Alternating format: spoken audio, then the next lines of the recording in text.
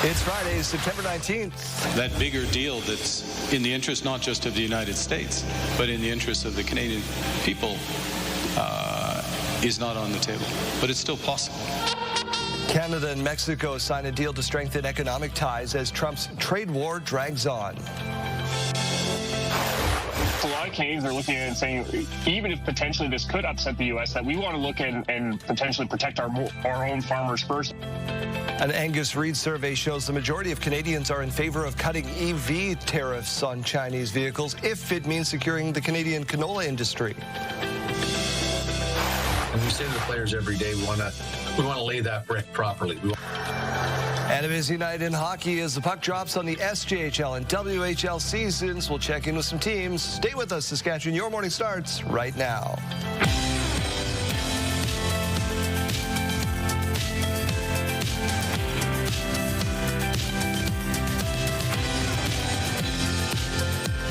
Welcome to Your Morning Saskatchewan. I'm Daryl Rummel. And I'm Janelle Leffi. We hope your day is off to a great start. We've redecorated since you were in studio last. I love it in here. It's very fresh, very vibrant. Homey, right? Homey, happy to be here. What's the long weekend got? What the not long weekend? I hope it's a long weekend. What's the weekend got in store for us? Is it we okay? have a beautiful weekend ahead of us. You get those boards ready. You get those boards ready. We'll get to news.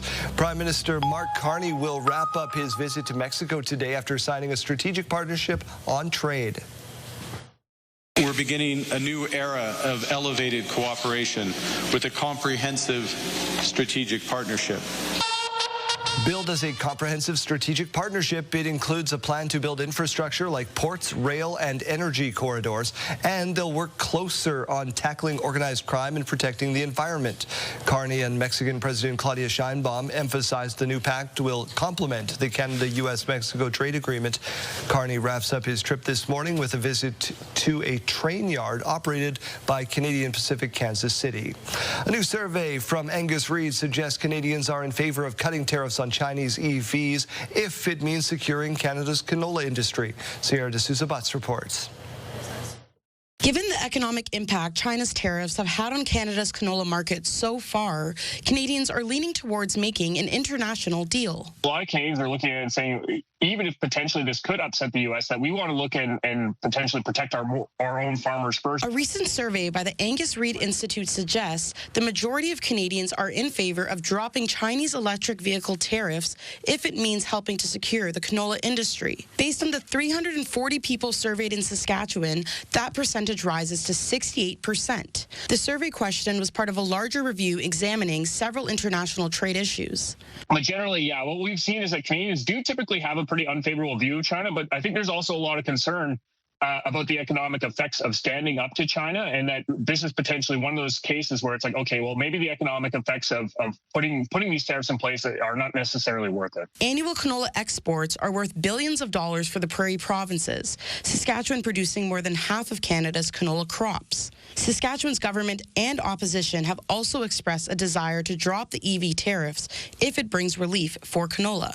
This is a call we've been making from day one here, that the province and the feds need to be working in tandem to end those tariffs that producers are paying. The government of Saskatchewan says Premier Scott Moe's trade mission to China earlier this month was a step towards a potential solution, responding to the survey in a statement saying the government of Saskatchewan is pleased majority of Canadians want to see Chinese tariffs on Canadian canola dropped, which is why Moe and industry leaders have encouraged Prime Minister Mark Carney to build on his work and engage directly with the Chinese government. Sierra D'Souza Butts, CTV News, Regina.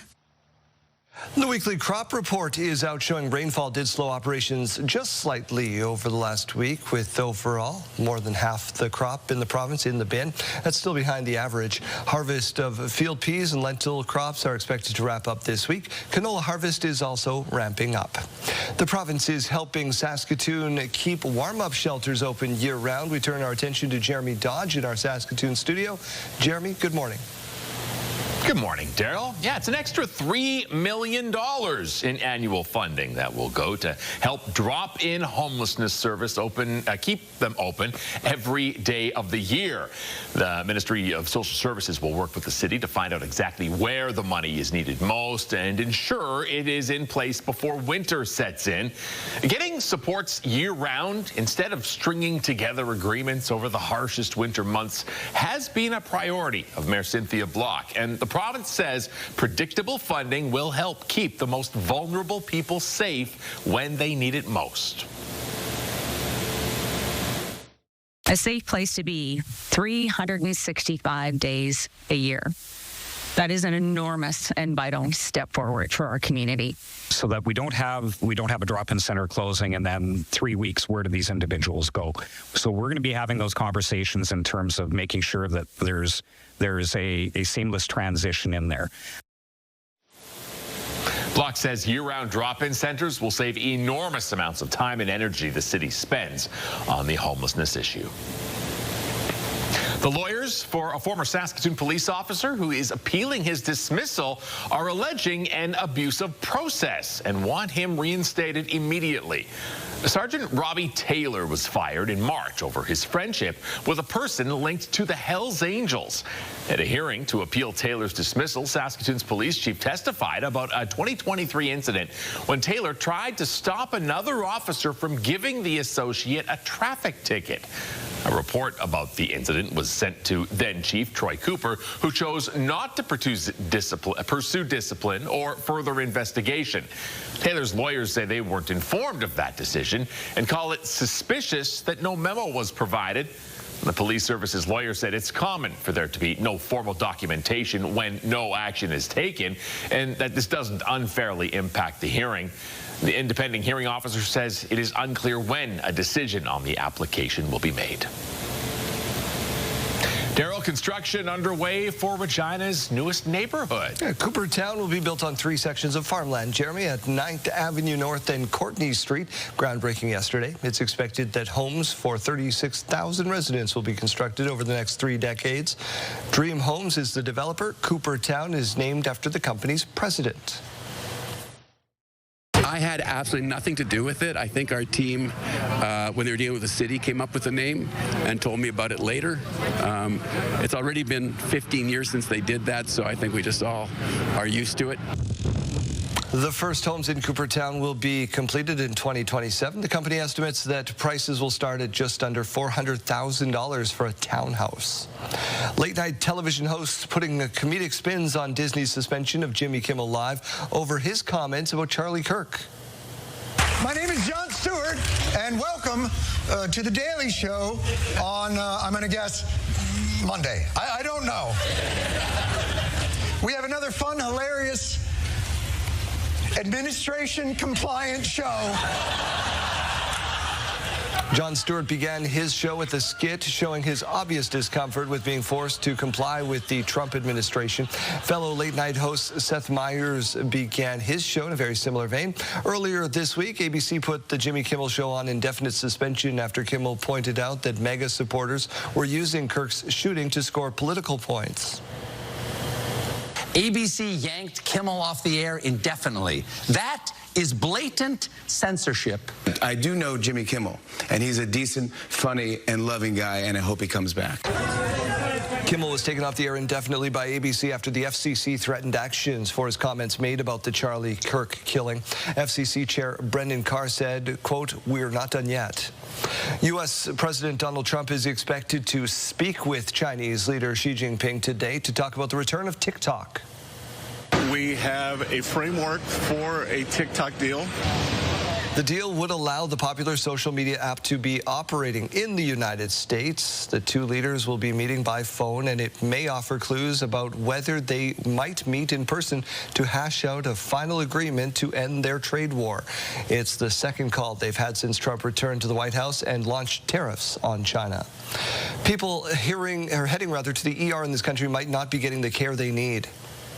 You think, well, you know, if I'm going to die, I might as well die at home. Why would I die in a hard chair in a waiting room, right? Peter Phillips was struggling with pain in his chest when he went to the George Dumont Center. That's a hospital in Moncton. After about 6 hours, he left. He's part of an increasing number of patients across the country who are leaving ERs without being treated. This is according to a study by the Montreal Economic Institute that found out of 16.3 million emergency room visits in Canada last year, nearly 8% were left untreated. And the number of people leaving emergency rooms without care was up by 35% in the last year. PEI had the highest proportion of patients leaving without receiving treatment. Manitoba was next, followed by New Brunswick.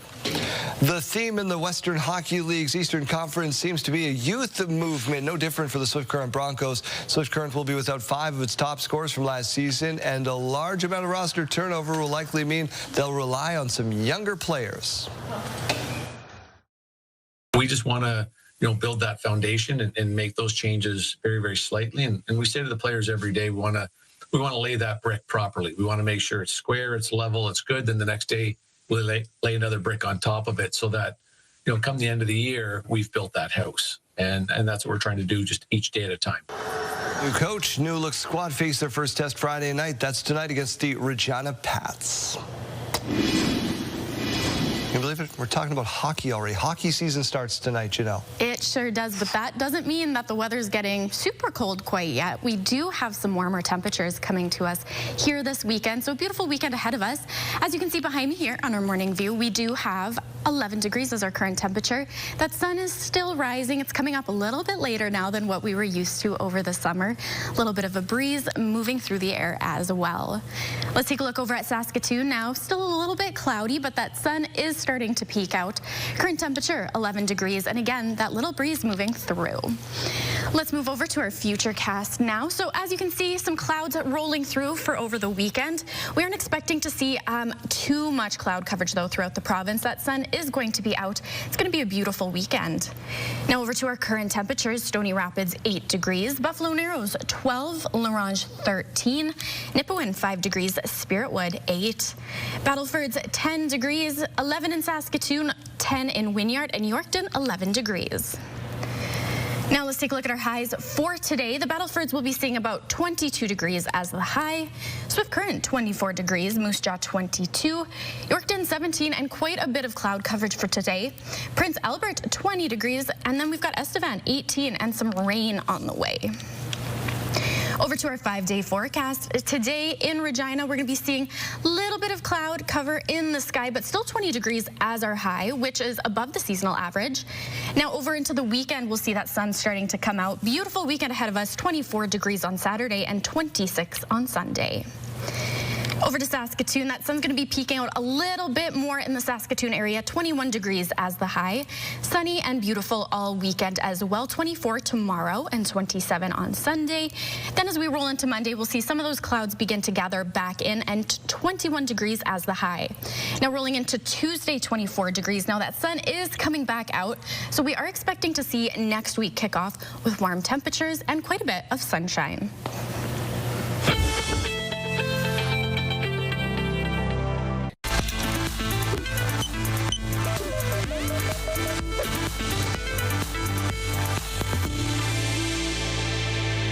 According to a study in the Public Library of Science 1 journal, walking speed could be a reliable way for improving fitness in older adults. Researchers followed seniors over a 3-month period and found that those who picked up the pace by an additional 14 steps per minute to about 100 steps per minute had greater gains in strength and endurance compared to other seniors walking at a more casual speed of about 77 steps per minute.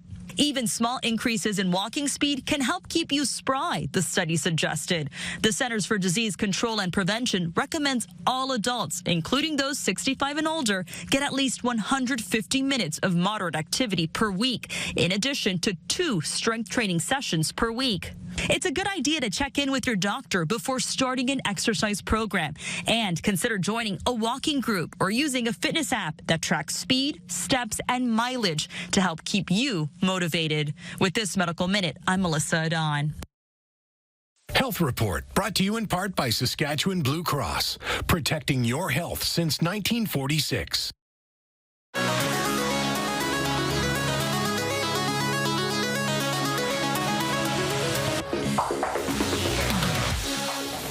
Avril Lavigne is behind a new complicated drink. Complicated. I see what you did there. She's launched her first official wine in collaboration with Banshee Wines. Of course, it's called Complicated. It's a limited edition Pinot Noir, described as light, velvety, and layered with notes of cherry and raspberry. It's available exclusively on the Banshee Wines website for $30 while supplies last. I know I like to get all my wines from a website. I would do that. Not a cheap brown paper bag. Or a is Banshee, fine box. is this a Canadian brand? Where is Banshee Wines from? Is she even a Canadian brand at this point? Well, I think technically we have to claim her, but I suppose. Yeah. I like this. I would buy that. Kayleen went to a concert and sat like, what, 5th row or something, screamed her guts out. Yeah, the whole time. Had the time I saw of her life. Avril Lavigne probably 20 years ago. What? In Edmonton, and Swollen Members opened up for her. That was at the height of her popularity. Yeah. Do you know who Swollen Members are? No. Yeah, I didn't think that was going to happen. Question of the day as to where we go next. And we mentioned off the top, you can answer the question of the day. You text your name and your answer to 10400. Standard message rates may apply. Today we were asking about hockey because the WHL and the SJHL kickoff. Yes. So we were asking what? We are asking who your favorite hockey player is. Now, here comes Jeremy to tell us about every Edmonton Oilers from here to 1984. Let us know, Jeremy. Well, little known fact, maybe, apparently, I'm a St. Louis Blues fan. Oh, I did know that. I did know that. Yes, I have a Kelly Chase jersey hanging in my closet. So the pride of Porcupine Plain, Saskatchewan, I claim him as my favorite player. Janelle, please regale us with all of your knowledge of sports. So, previous to this question, I did ask Daryl what my favorite Let's see if she remembers. Player. Yeah. And I'm hearing right now from our producer that answer is Maddox Schultz. Oh, okay, so you've cheated. So budding superstar for your Regina Pats. There you go. They are in action tonight in Swift Current. Fine choice. Tell us your favorite hockey player, pro or local. It's all good. We'll take a look outside over the fine city of Saskatoon, home of the Blades, who are in action tonight as well.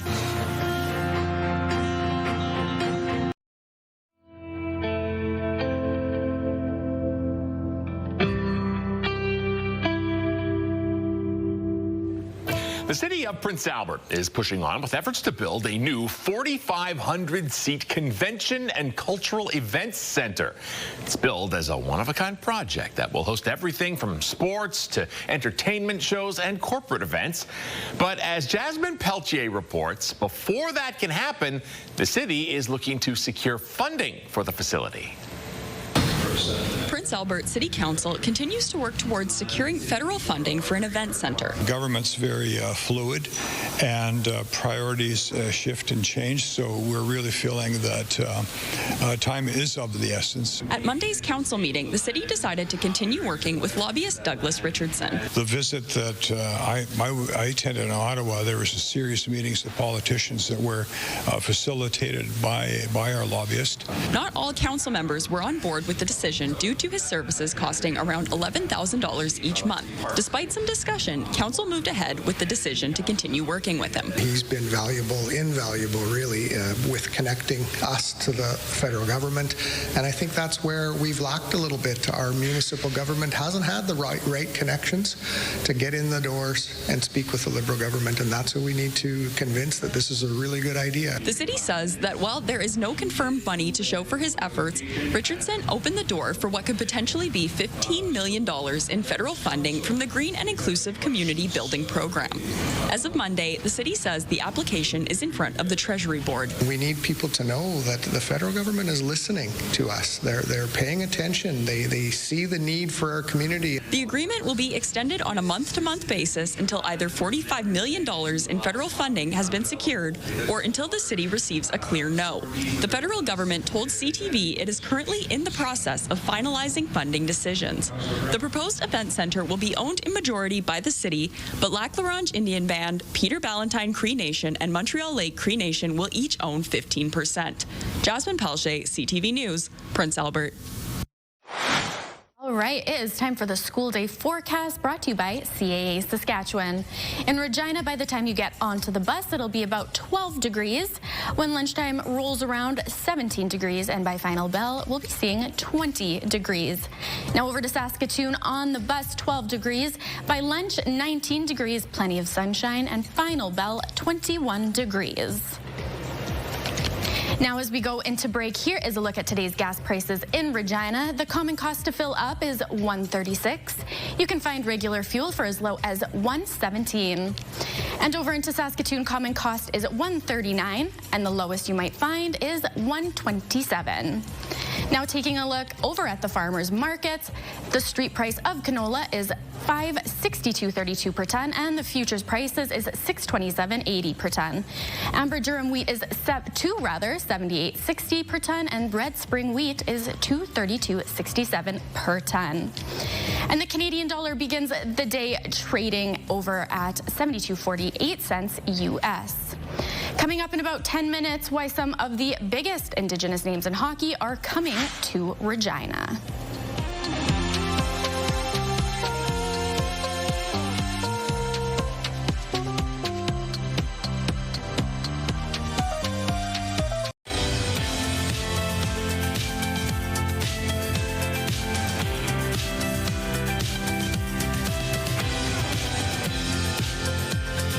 Welcome to Your Morning Saskatchewan. It is 6:30. Let's get you the headlines that you need. The federal government will table a bill today aimed at better protecting communities from hate. The bill will make it a crime to intentionally block places of worship, schools, and other cultural places.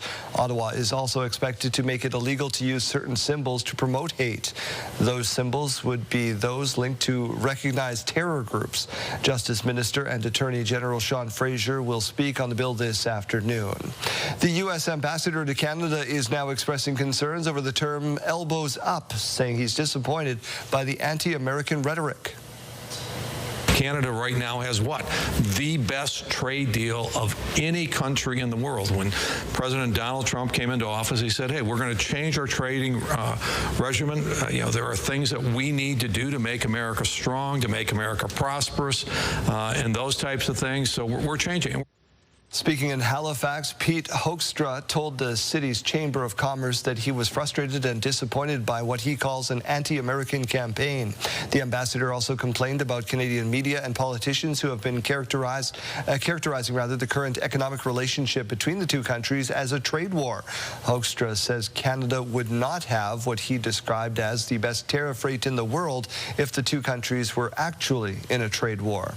According to a leaked memo to the Canadian press, Alberta's premier is set to invoke the notwithstanding clause on 3 laws that affect transgender people. Introduced last year, the laws set out rules for students wanting to change their names or pronouns in school, banning transgender girls from taking part in female amateur sports, and limiting gender-affirming health care. The clause is a rarely used provision allowing governments to override certain sections of the charter for up to 5 years. In the memo, government departments are being asked to gather information to support the Premier's directive to amend the laws using the clause next month. Filmmaker and journalist Avi Lewis is expected to officially announce his plans to run for the leadership of the federal NDP today. Lewis ran unsuccessfully as a candidate for the NDP in 2021 and 2025 in 2 Vancouver area ridings. His grandfather, David Lewis, was a founding member of the former leader of the federal NDP, while his father, Stephen Lewis, led the Ontario NDP. Avi Lewis is one of the co-authors of the LEAP Manifesto, a 2015 document that outlined 15 policy points aimed at steering Canada away from fossil fuels. 3 men have been charged following a drug investigation by Prince Albert Police. The PA Police Service says the investigation began in July. Officers searched 2 homes on September 11th, one on Diefenbaker Drive and one on Peterson Drive. That resulted in the seizure of crack cocaine, powder cocaine, cash, ammunition, and digital scales. The 3 men, aged 23, 25, and 27, have been charged with possession for the purpose of trafficking and possession of proceeds of crime under $5,000. One person has died, another seriously injured following a crash in Prince Albert Wednesday. It happened just before midnight at Marquis Road and 2nd Avenue West. Two vehicles collided. 3 people were in one of those vehicles, white SUV. 2 were sent to hospital. The third, a 28-year-old woman, died in hospital. The driver of the other vehicle was also sent to hospital with what are believed to be serious injuries. PA's Major Crimes Unit is also looking for information into that crash.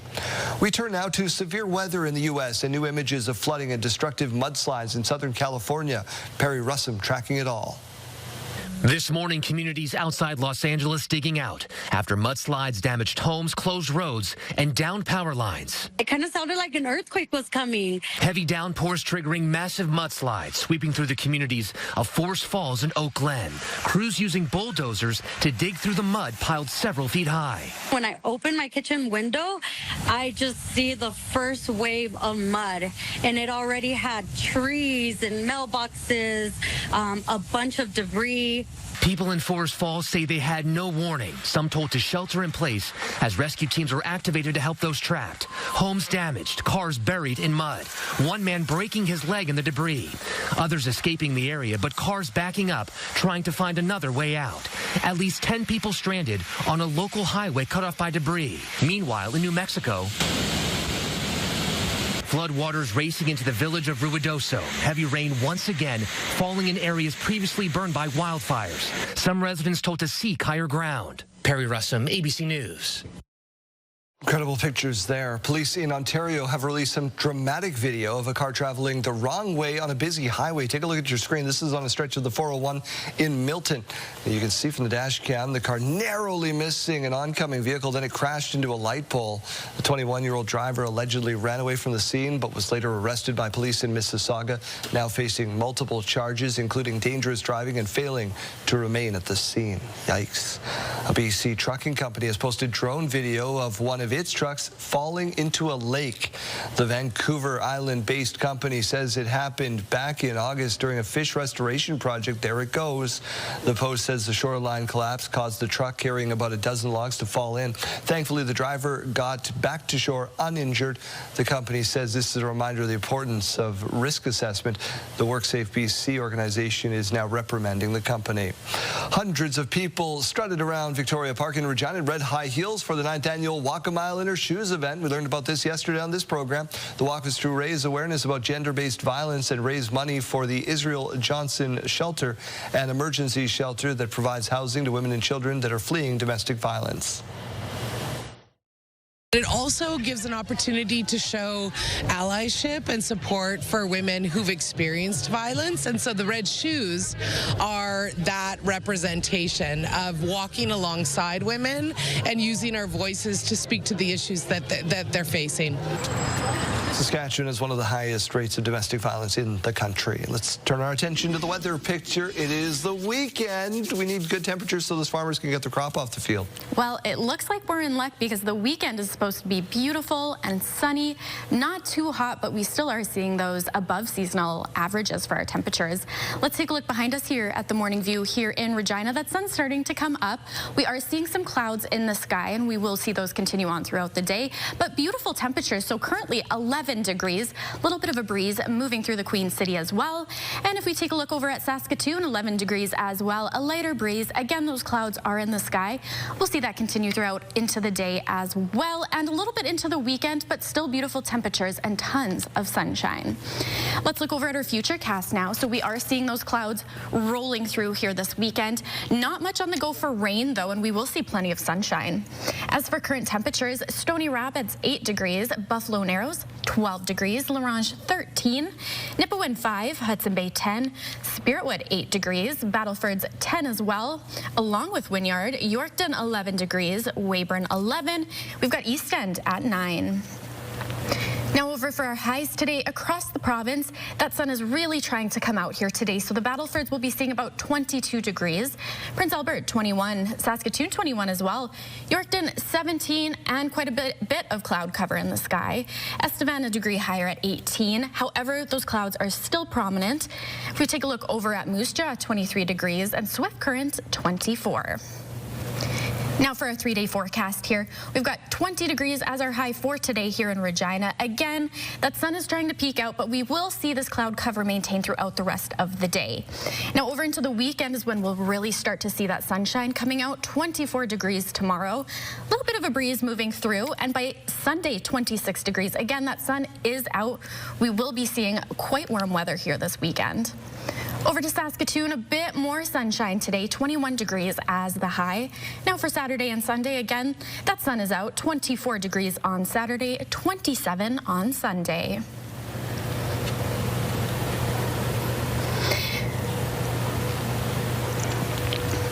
All right, now before we leave, your morning just got a whole lot richer. We're giving away a staggering $20,000, and it's time for today's code word. Imagine what you could do with an extra 20 grand. The possibilities are endless, so today's code word is bank. Head to the contest page on our website or scan the QR code on your screen. Enter code word along with your info for your chance to win CTV Your Morning's $20,000 giveaway.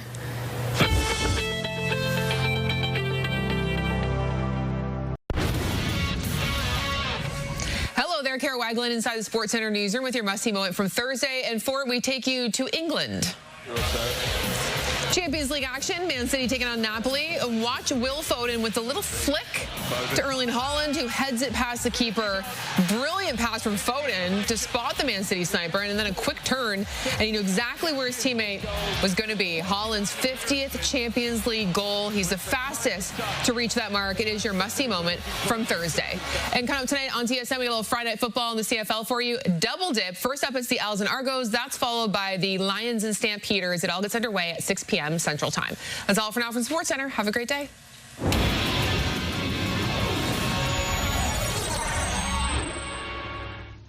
Mike Bossy on the right wing with Pearson and Potvin at the blue line. Casper on the faceoff, and Trottier breaks in quickly. He scores!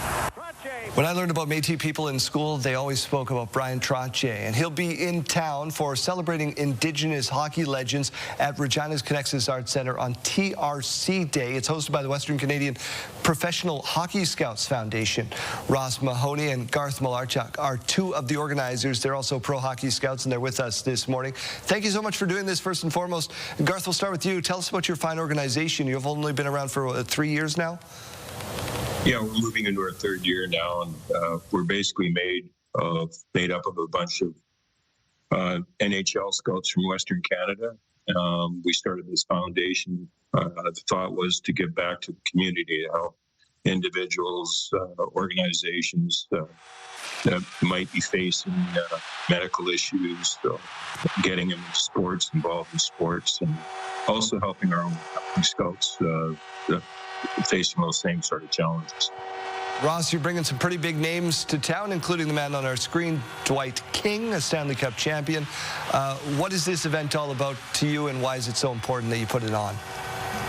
Yeah, I mean, I think it's, the National Day of Reconciliation and being able to celebrate these Indigenous hockey legends. And we have so many from Western Canada and Saskatchewan. And I think this is kind of unprecedented, what we're doing. And for me, it's a long time overdue to be able to celebrate the Indigenous players. And, as you said, we have Brian Trottier coming in. We've got Ron Delorme, DJ Dwight King, Callie Armstrong, Richard Pilon, Jordan Tutu, Brent Dodging Horse. It's, like I said, long time overdue, but we're really excited to be able to celebrate these hockey legends, Indigenous hockey legends. And we've targeted 3 different groups in Regina that we'd like to be able to help out with our fundraising. We've got the Circle Project. We've got Rancherlo Outdoor Hockey League, and we also have a kids sport. And so, for us, it's really important to be able to, especially with the kids, to be able to give them an opportunity to participate when maybe they would not have a chance to be able to participate in different sports and also in our great sport of hockey.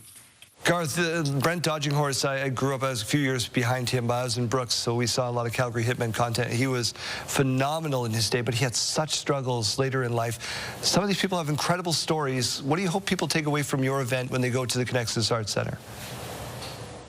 Well, I think mostly all the celebrities that we have involved, they're giving back to the community. they're trying to help kids that are probably facing the same challenges, not as extreme, but it speaks to the character and just the individuals themselves. But they want to give these kids a chance to have better opportunities moving forward, be in the game, be involved in sports, and just having a better avenue moving forward. Representation matters. We hear that over and over again. Ross, we need to sell some tickets. How do we get to this fine event?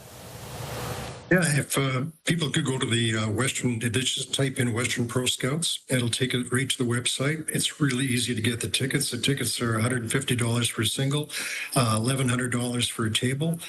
We've also got some really good auction items that'll be, with sweaters and like I said, I think it all helps contribute to the event and to the fundraiser that we have going. And I just want to add that we've all been so fortunate, the Scouts, to be involved in the game of hockey and doing something we love, but for the most part, we took away from the game. And so it's, time for us to give back. And this is one of our ways of being able to give back to the game and to give back to the communities that we live in Western Canada.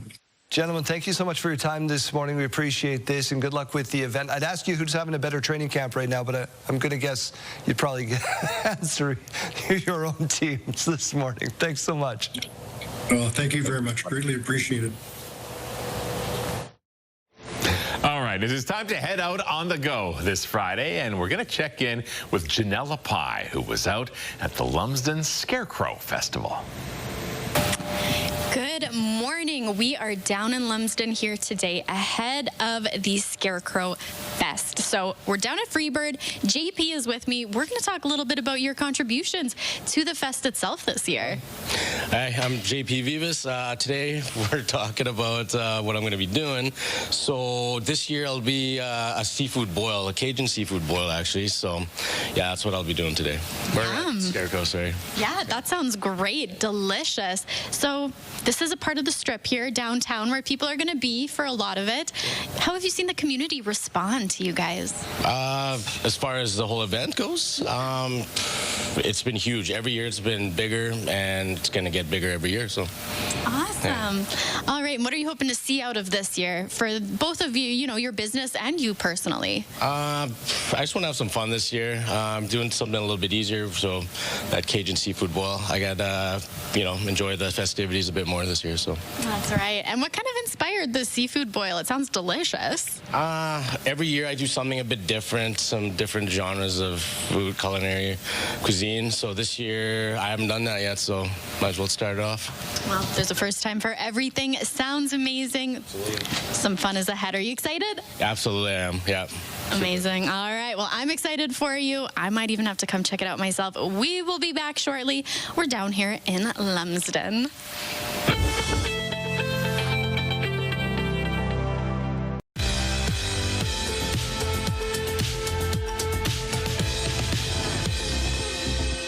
It's Friday, September 19th, and we have these milestones to share with you.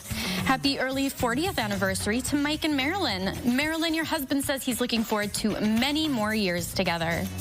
And happy 28th birthday to Kanan. Lots of love from all of your family. More birthday wishes going out to Noah, who turns 23 tomorrow. Your family hopes you have a fantastic day. Happy 40th birthday to Julie. Lots of love from your whole family. Happy birthday to Brent. Love, Judy, and the rest of your family. Happy belated birthday to Amy, and early birthday to Sasha and Kiana. We hope you three have the best year yet. Owen is turning 16 on Sunday. Happy early birthday. Your grandma and grandpa love you so much. Happy first wedding anniversary to Rob and Crystal. We hope you both enjoy your special day. And Brent, also known as the 50-50 guy, is celebrating his birthday today. Tammy, your daughters, and all of your grandchildren hope you have the best day. If you have a milestone coming up, you can send us an email at yourmorningsaskatchewan@ctv.ca, or you can simply scan the QR code on your screen. Please make sure you're sending them at least one day in advance. I was messing with her through that whole read. Just a boop on the nose, Chase. It's Friday. We might as well have some fun, right? Exactly. And you know what? It's one of those days, too. You're setting yourself up for a lot of fun coming up. You probably want to divide and conquer this morning at 10 a.m. because both Old Dominion and Hunter Brothers tickets will be going on sale this morning at 10. Now, coming up next hour, I'll give you a chance to beat the box office for Old Dominion. Brandon will have some more tickets to give away for the Hunter Brothers this afternoon, too. Or, you know what? You can win some cash coming up here at 7 o'clock with the big money montage, and then you can just buy your own tickets as well. So a lot of options to get you set up for those concerts. But just make sure you are ready at 10 o'clock. If you're not winning your way in, that you can at least grab some tickets and be set up for some great live music. Phil Vassar's opening that show for Old Dominion. That's going to be a great set up in Saskatoon. Thanks, Chase. Nice little throwback. Yeah, I love that he's out there with them. 90s country.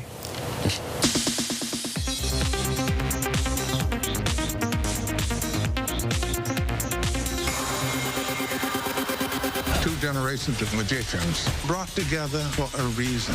The Four Horsemen return. The illusionists team up with a group of younger recruits for a new heist in Now You See Me, Now You Don't. The franchise's beloved ensemble returns for the sequel, which will appear in theaters starting November 14th. How many times do you have to watch her shove you in front of a moving train? A West Wing reunion on The Diplomat. This is your first look at Season 3 of the acclaimed drama series, which sees Bradley Whitford join Allison Janney and Kerry Russell. The trio will dig into a web of political deception when the new episodes arrive on Netflix on October 16th. I'm so scared to lose everything. It's the end of the road for Outlander. This is a sneak peek at the final season of the time-traveling love story. Fans of the show will see how Claire and Jamie's journey concludes when Season 8 premieres on Starz in 2026. In Hollywood, I'm Rick Damigella.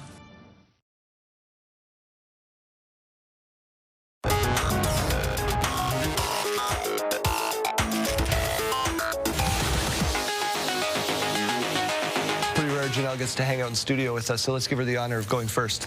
Okay, well, teamwork and following rules are the pinnacle of team sports, unless it's a team of tots. They're playing basketball all around the world. Might as well hug Grandpa. Yeah, this was coaching little kids soccer this spring. I love them. They're so cute, and they are playing by their own rules. They sure are. Forget everything else. Can they get the ball up? Oh, the net's down low. I see. Half the time, Jeremy, it was we're going the other way. We're going the other way. Other way. Oh, goodness. Okay. They look like they're having the time of their lives, though. And that's great. what it's all about. And that's what it's all about. Sometimes, exactly. Sometimes you just have to fake it till you make it.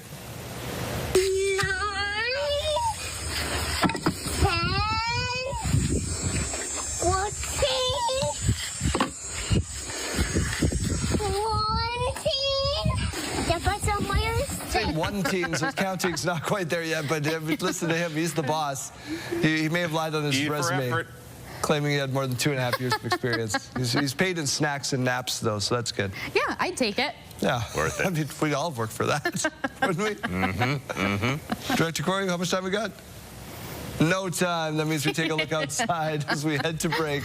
Over the city of Regina and Victoria Avenue, we're back in 2 minutes with more Your Morning Saskatchewan.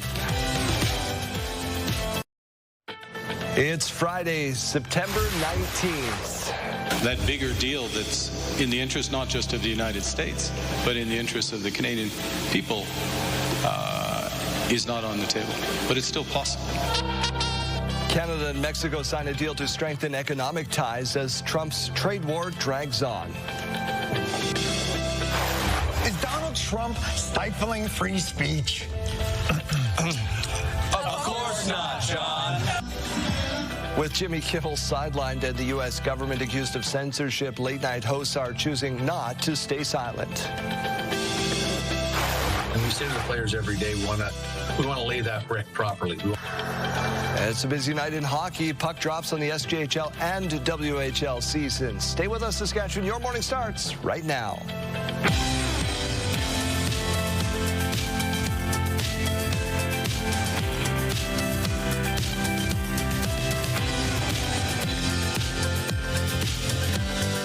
Welcome to Your Morning Saskatchewan. I'm Daryl Rummold. And I'm Janelle Lipai. We hope your day is off to a great start. I'm enjoying all of the answers to our question of the day, asking our favorite hockey players. Yes, they've been great. How are the pronunciations so far? I will be practicing not a sports those. person. We'll be practicing those before we go through them. Don't worry. Other duties as required, right? Thanks for being in studio with us. Let's get to your news for this part of the hour.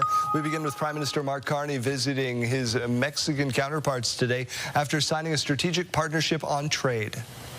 We're beginning a new era of elevated cooperation with a comprehensive strategic partnership. Carney and Mexican President Claudia Sheinbaum met in Mexico yesterday in Mexico City, agreeing to deepen trade ties and partner up on building infrastructure like ports, rail lines, and energy corridors. The pact will not affect the current Canada-U.S.-Mexico trade deal, with Carney saying it will complement CUSMA.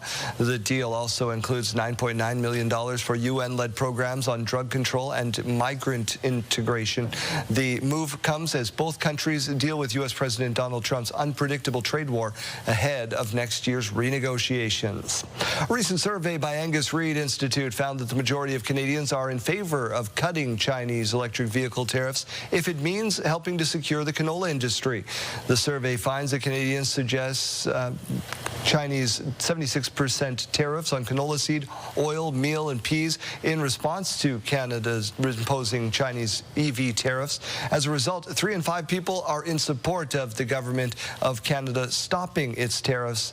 Last year, this was a $14.5 billion in exports from canola in Saskatchewan, Alberta, and Manitoba. Angus Reid says the survey was part of a larger review to examine general issues internationally, including tariffs and trade. These tariffs on Chinese electric vehicles are from Canada, followed what the United States did put in place. So that was Canada basically following the U.S. example and trying to, I guess, maintain a good relationship with their close ally on this file, on this economic file. Even though that is the case, a lot of Canadians are looking at it and saying, even if potentially this could upset the U.S., that we want to look and potentially protect our own farmers first. 4,330 people across the country were surveyed. Based on the 340 people surveyed here in Saskatchewan, 68% in support, 18% would like to keep policy as is, and 15% unsure. The weekly crop report is out, showing rainfall did slow operations last week slightly, but the overall crop is about half in the bin right now, behind the average, of course. Harvest of field peas and lentil crops are expected to wrap up this week. Canola harvest is also ramping up. Let's turn our attention to Saskatoon and join Jeremy Dodge for some headlines from his fine city. Good morning, Jeremy. Good morning, Daryl. There is renewed commitment from the province to help the homeless in Saskatoon. As Keenan Sorokon reports, it's adding dedicated funding to provide a place for them to go every day of the year. Saskatoon's winter warm-up locations will hopefully be a thing of the past moving forward, with the province announcing dedicated annual funding to keep doors open around the clock. A safe place to be 365 days a year. That is an enormous and vital step forward for our community. $3 million a year will go towards funding drop-in services, which both the province and the city hope will end the city's practice of having spaces in the summer and then winter warm-up locations like this one at St. Mary's Parish, and instead give people a place to go every day of the year. So that we don't have a drop-in center closing and then 3 weeks, where do these individuals go? So we're going to be having those conversations in terms of making sure that there's a seamless transition in there. Plans are far from finalized on how the funding will be used exactly, but securing funding beyond the year ahead of the coldest months not only saves lives, but it will free up police and fire for other calls. It will save an enormous amount of time and energy and allow us to focus on the many other things that our city requires. The funding is the latest in the city and province's homelessness partnership after funding other drop-in locations in the summer and picking a site for Saskatoon's 60-bed permanent shelter location in August. But with the homeless population continuing to grow, the Premier says the province isn't looking at other policy changes like income assistance at this time. But this is what we intend on using. When you hear me talk about the strength of the Saskatchewan economy, this is what that economy is for. Keenan Sorokon, CTV News, Saskatoon. Daryl, ground broke yesterday on Regina's newest residential neighborhood. That's right. It's in the northwest of Regina. It's the long-awaited Coopertown neighborhood. The three sections of farmland will become home to, they estimate, 36,000 residents over 3 decades. Wayne Mantica reports. Coopertown has been a long time coming. We had a sign on here saying coming soon that sort of faded. The 1,800-acre subdivision will become home to 36,000 residents over the next 3 decades. Single-family homes in the 500, 550 range. And that would be for a front-attached single-family home. Townhomes might be below 400,000. Coopertown was first proposed a decade ago, but a costly lift station was required for housing expansion in northwest Regina. Last year, City Council approved the $66 million investment, which will now be recovered through development fees. Incredibly important that we move quickly on this. It is. We were seeing a decline in our housing stock, and so we need to get houses built. The concept of a housing development at Courtney Street and 9th Avenue North actually goes back to the 1970s, when an NDP government purchased the property. Back then, the province acted as a land developer to lower housing costs. The provincial land was declared surplus in 2013 and sold to Dream Homes. Coopertown is named after company president Michael Cooper. I had absolutely nothing to do with it. I think our team, when they were dealing with the city, came up with the name and told me about it later. It's already been 15 years since they did that, so I think we just all are used to it. Work will begin immediately with the first residents to move into the new neighborhood in 2027. The developer estimates that it will take 30 years to fully develop Coopertown, but that it could take less. The last major new subdivision, Harbor Landing, was supposed to take 20 years, but it was sold out in just 8. Wayne Mantica, CTV News, Regina.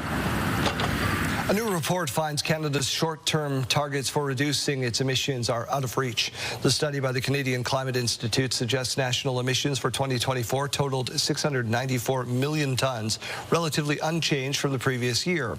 Canada has committed to reducing its greenhouse gas emissions to 40 to 45% below 2005 levels by 2030.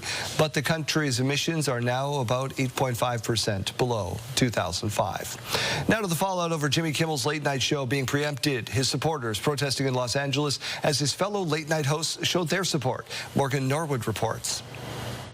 Overnight, Jimmy Kimmel's competitor, Stephen Colbert, speaking out about Kimmel's indefinite suspension. And to Jimmy, just let me say, I stand with you and your staff 100%. It is so bizarre to see an American president weighing in so vehemently on TV shows. It reminds me when Reagan said this. Mr. Gorbachev, cancel the Golden Girls.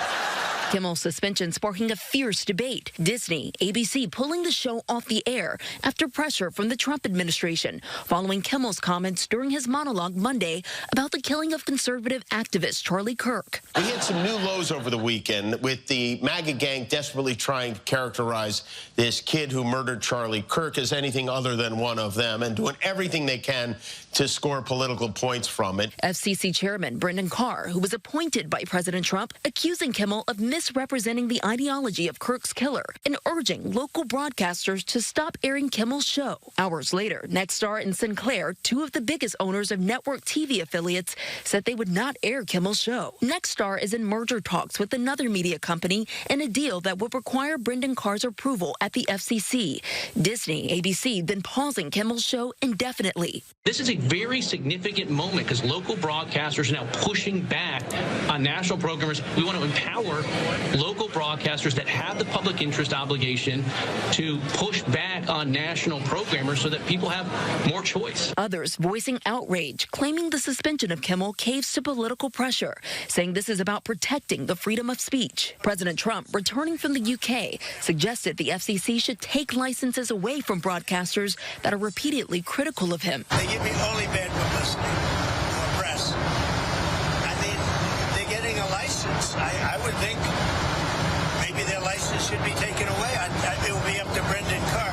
A move that would be at odds with an executive order the president signed on day one in office, pledging to protect free speech. Morgan Norwood, ABC News, New York. While Canadians may be shunning leisure visits to the U.S., new data shows that corporate travel is remaining fairly consistent. And despite political tensions between the two countries, data from the SAP Concur suggests Canadian business travel to the U.S. in the first half of the year remained consistent with last year's levels. The data shows that the U.S. accounted for 79% of corporate travel over the 6-month period. Canada was also shown to be the #1 corporate travel destination from the U.S. The theme of the Western Hockey League's Eastern Conference seems to be a youth movement. The Swift Current Broncos no different. They were without 5 of their top scorers from last season. Large amount of roster turnover as the season gets underway.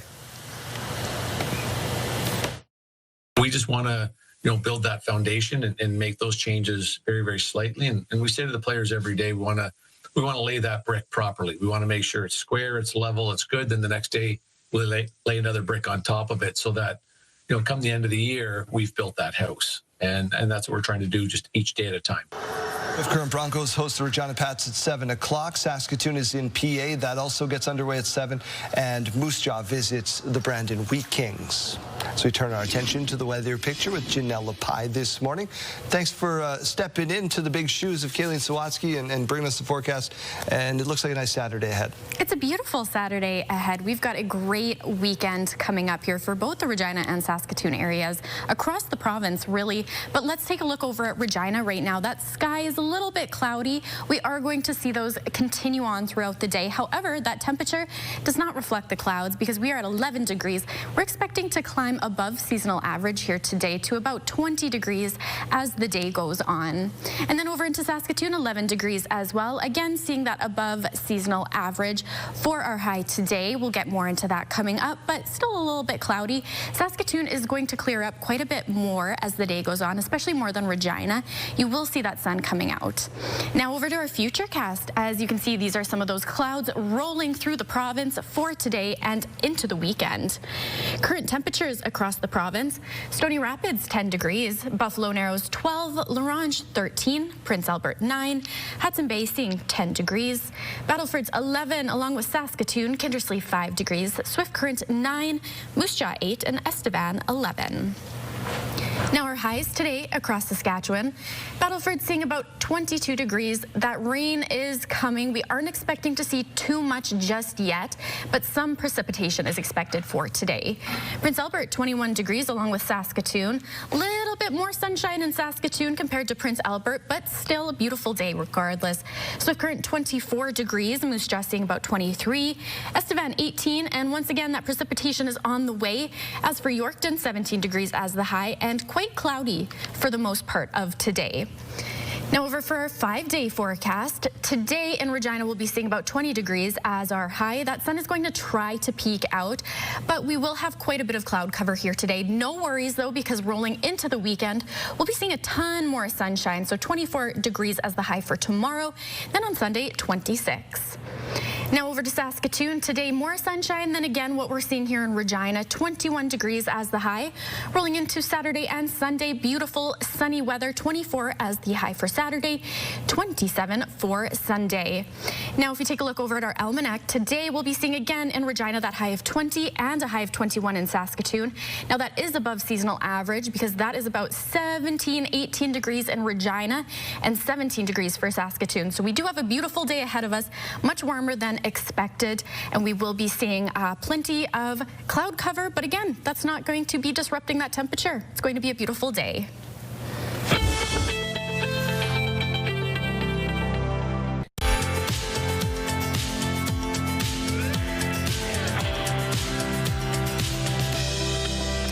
It is time for our rural forecast. Today, Meadow Lake seeing 21 degrees as the high. Lloydminster 22, Spiritwood 21 along with Melfort. Hudson Bay 18 degrees and plenty of cloud cover. Wynyard 19 degrees. That sun is trying to peek out. Rosetown 24, Leader 25, Lumsden 20 degrees. Kenora 17 and cloudy. Now let's take a look over at Lanigan, where internet speeds up to 1 gig are available from SaskTel. 20 degrees as the high for today. Some sun and clouds in the sky. We will be seeing more sun than cloud cover for the most part, so we've got a beautiful day ahead of us.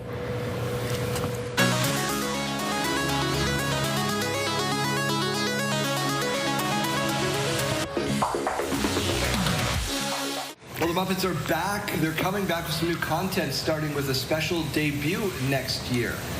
Turn on my mic, they say. Special debut for the Muppets coming next year. It's time to play the music. It's time to light the lights. It's time to meet the Muppets on the Muppet Show tonight. Get things started. Disney Plus has announced the Muppet Show will return with an event marking 50 years since the beloved original series first debuted. It'll feature Kermit the Frog, Miss Piggy, and the gang trying to put on a variety show along with special guest Sabrina Carpenter. She's expected to serve as the executive producer alongside Seth Rogen and Evan Goldberg's Point Grey Pictures. Fun. Kermit and the Friends coming back. I grew up with these guys. I love the Muppets. I'm excited for this, although they have tried repeatedly since Disney Plus appeared to bring them back on Disney Plus, and it has never caught on. So, do you have a favorite? Mine was Animal. Animal has Chef, his maybe? appeal. I like the eagle, the very stoic. Yeah, that makes sense. Of course, that tracks. That tracks. Do you have a favorite Muppet? Kermit. Kermit Of course. Do you have a favorite hockey player? No, but our viewers do. Our viewers have lots of them. Our question of the day, we were asking, who is your favorite hockey player? SJHL and WHL seasons both begin tonight. Who are people loving on today? Well, we've got Tom Johnson here from Humboldt saying Brad Marchand is my favorite hockey player. And we've got Sid the Kid and Mark Massier. And that's coming in from there you go. Darlene and Dwayne. I told you I'd practice. We've also got Barry here who says Bobby Orr and Ken Dryden. So all-time favorite players for Barry here. And then we've got one more here from Don Darcy Rhoda. Vancouver Canucks, early 80s. So I think some good options. I'm going to let you guys we can be the judges. Speak your thoughts. Nobody said Wayne Gretzky yet. I was a big Gretzky guy. Way back in the day, Gretzky, yes. Yeah. But I think some people view him as tarnished goods nowadays. There's that whole thing. Yeah. People, come on. Who's allowed to have an opinion anymore? We want you to text your name and your answer to 10400. Standard message rates may apply. Who's your favorite hockey player? We're going to take a short time out. Your morning mystery is coming up on the other side of the break, so get ready.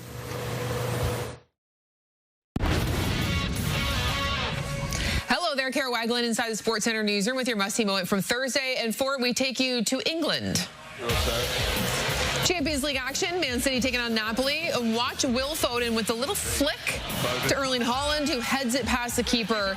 Brilliant pass from Foden to spot the Man City sniper, and then a quick turn, and he knew exactly where his teammate was going to be. Haaland's 50th Champions League goal. He's the fastest to reach that mark. It is your must-see moment from Thursday. And coming up tonight on TSN, we got a little Friday Night Football in the CFL for you. Double dip. First up, it's the Owls and Argos. That's followed by the Lions and Stampeders. It all gets underway at 6 p.m. Central Time. That's all for now from Sports Center. Have a great day.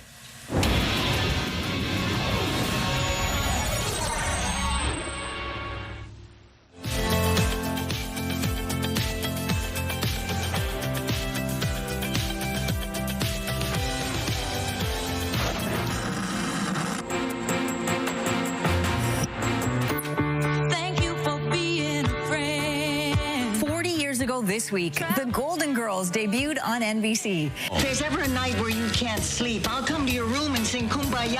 I don't know what to say. Don't ever do that. The sitcom ran for 7 seasons, 180 shows, all focused on the lives of 4 women living together in Miami. The show was, and remains, beloved. It was a ratings hit, a critical hit, and it's been running in syndication somewhere pretty much ever since its finale in 1992. Iron! I left 3 pins. I can't believe it. I can't believe you can swing that ball past your hip. Rose! Everyone is finished, and I checked the score. If you can pick up a spare in the last frame, we'll be leading the tournament. Consider it done, Mom. 0-2.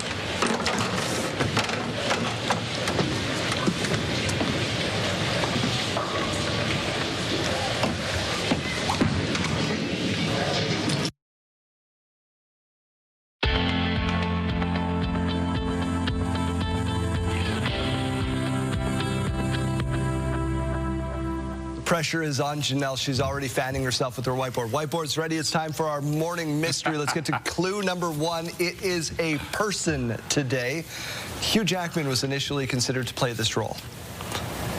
Clue number 2. The character's desires are freedom, adventure, and his ship. Oh, Janelle looks like she thinks she got it. I'm feeling good about this. He is partly based on the real-life pirate John Ward. Okay, get your pens out, write your answers. It is a character, a person. Oh, it's a character? Well, come on, just follow instructions. Should I just have left this before the break? I wrote wrong and I pointed an arrow at it. How are you guys writing so smoothly on this? What are you doing? I'm trying to write really nicely so I don't embarrass myself. I don't know. The clock's ticking. Okay. Reveal your answers. Okay. Come on. It's not a beauty contest. Oh, the glare.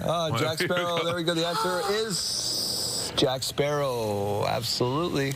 Yes. There is the correct answer. Jeremy, we swept the week. We did very, very well. Janelle, congratulations. You're 1 for 1. Thank you so much. That is your morning mystery. Studio consideration provided by Father's Furniture, specializing in quality Canadian-made furniture.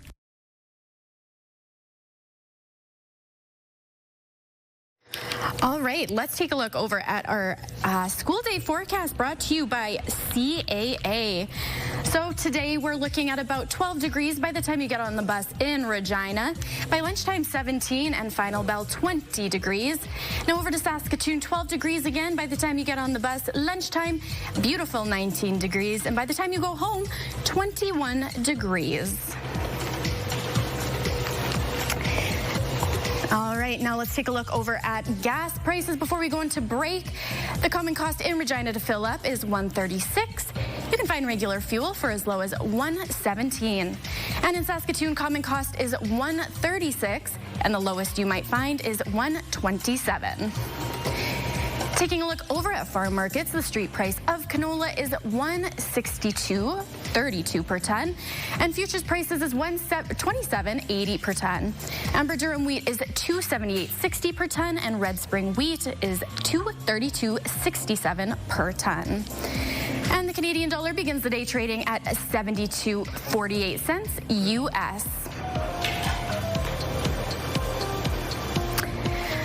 After the break, why hearing for the former Saskatoon police officer appealing his dismissal took a turn on Thursday.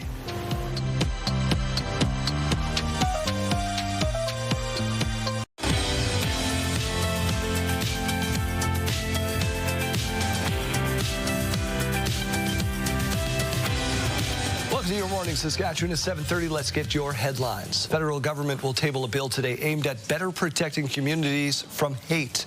The bill will make it a crime to intentionally block places of worship, schools, and other cultural places. Ottawa also expected to make it illegal to use certain symbols to promote hate. These would be symbols linked to recognized terror groups. The Justice Minister and Attorney General Sean Fraser will speak on the bill this afternoon. Meanwhile, Alberta is now preparing to use its charter's notwithstanding clause on 3 laws targeting transgender people. This is according to a leaked government memo obtained by the Canadian press. The internal document sent by the province's Justice Department asks government departments to gather information to support the Premier's directives to amend the laws. Those laws cover school pronouns, transgender girls participating in female sports, and access to gender-affirming health care. LGBTQ rights advocates are calling the move an attack, while Alberta says it's using all legal means to protect children. A hearing for a former Saskatoon police officer appealing his dismissal took a turn Thursday. The officer's lawyers are alleging abuse of process by calling for immediate action. Stacey Hine reports. Lawyers for a former Saskatoon police officer appealing his dismissal allege there's been an abusive process and are applying to have him reinstated immediately. It just is profoundly unfair. That's how legal counsel for Sergeant Robbie Taylor described this week's hearing. Taylor is challenging his firing over his friendship with a Hells Angel associate. The associate cannot be named due to a publication ban. During testimony, Saskatoon's police chief Cam McBride spoke about a 2023 incident when Taylor tried to stop a fellow officer from giving the associate a traffic ticket. A report on the matter was sent to then Chief Troy Cooper, who decided not to pursue discipline or further investigation. Taylor's lawyer, Brian Pfefferly, argues they were never informed of that decision and calls it suspicious that no memo documenting it was disclosed. He says the information could have been used to question earlier witnesses and may have affected their strategy. You really would just have to revisiting the entire case and how you would approach it. Who did Chief Cooper interview for this? Was there some problem with one of the versions of events? The police services lawyer, Ashley Smith, said it's not unusual for there to be no memo when no action is taken. She argued the hearing was not unfairly impacted and said there was extensive cross-examination on the issue while the chief was on the stand. If the independent hearing officer rules there was an abusive process, Taylor's lawyers say he should be reinstated. The independent hearing officer isn't sure when she'll have a decision by, but proceedings are scheduled to resume Friday morning. Stacey Hine, CTV News, Saskatoon. Thank you, Stacey. 3 men have been charged following a drug investigation by Prince Albert Police. The PA Police Service says the investigation began in July. Officers searched 2 homes on September 11th, one on Diefenbaker Drive, the other on Peterson. That resulted in the seizure of what's on your screen: a crack cocaine, a powder cocaine, cash, ammunition, and digital scales. The 3 men aged 23, 25, and 27 have been charged with possession for the purpose of trafficking, possession of proceeds of crime under $5,000. Saskatoon Police Service looking for a couple of suspects who confronted a teen on his way to school and tried to rob him.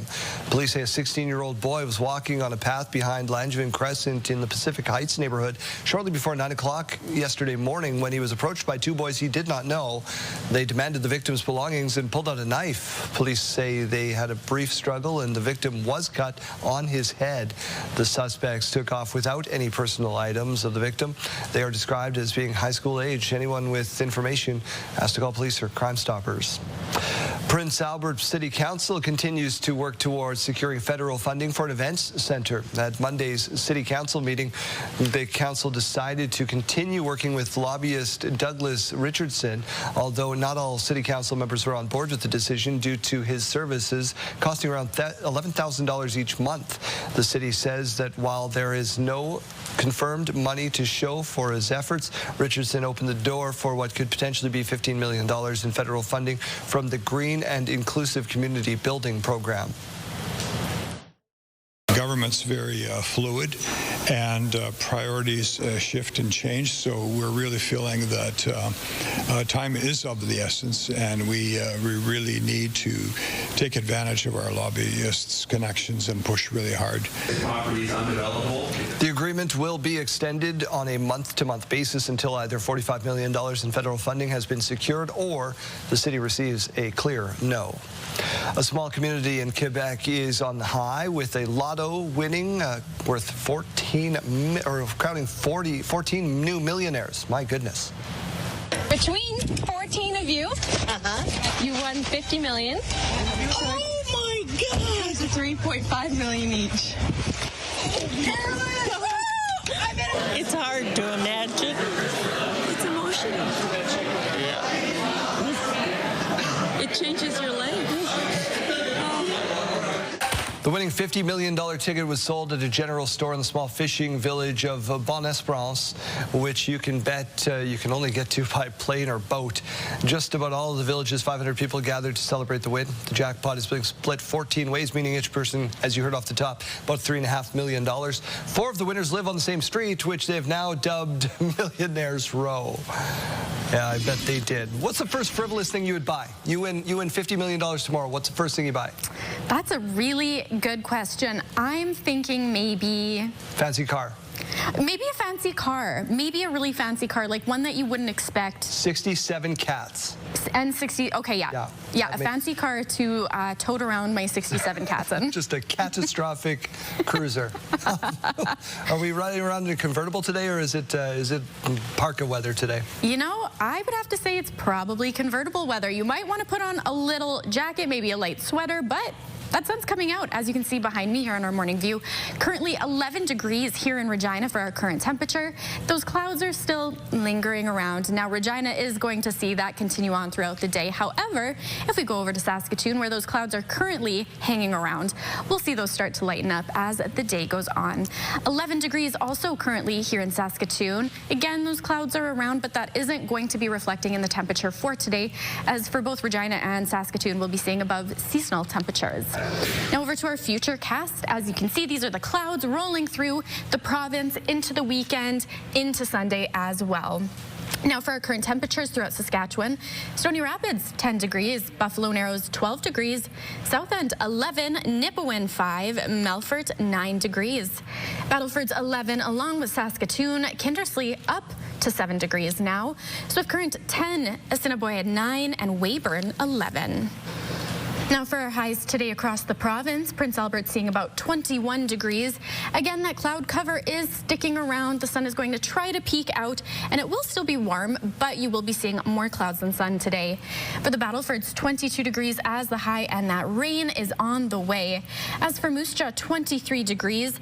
Estevan, 18, and again, a little bit drizzly out, but you will see some sunshine, more in Estevan than you will in the Battlefords. Now over to our 3-day forecast. In Regina, 20 degrees as the high. For today, those clouds are going to stick around up until tomorrow when you'll start to see that sun coming out. So a high of 24 degrees on Saturday, and Sunday 26 with plenty of sunshine.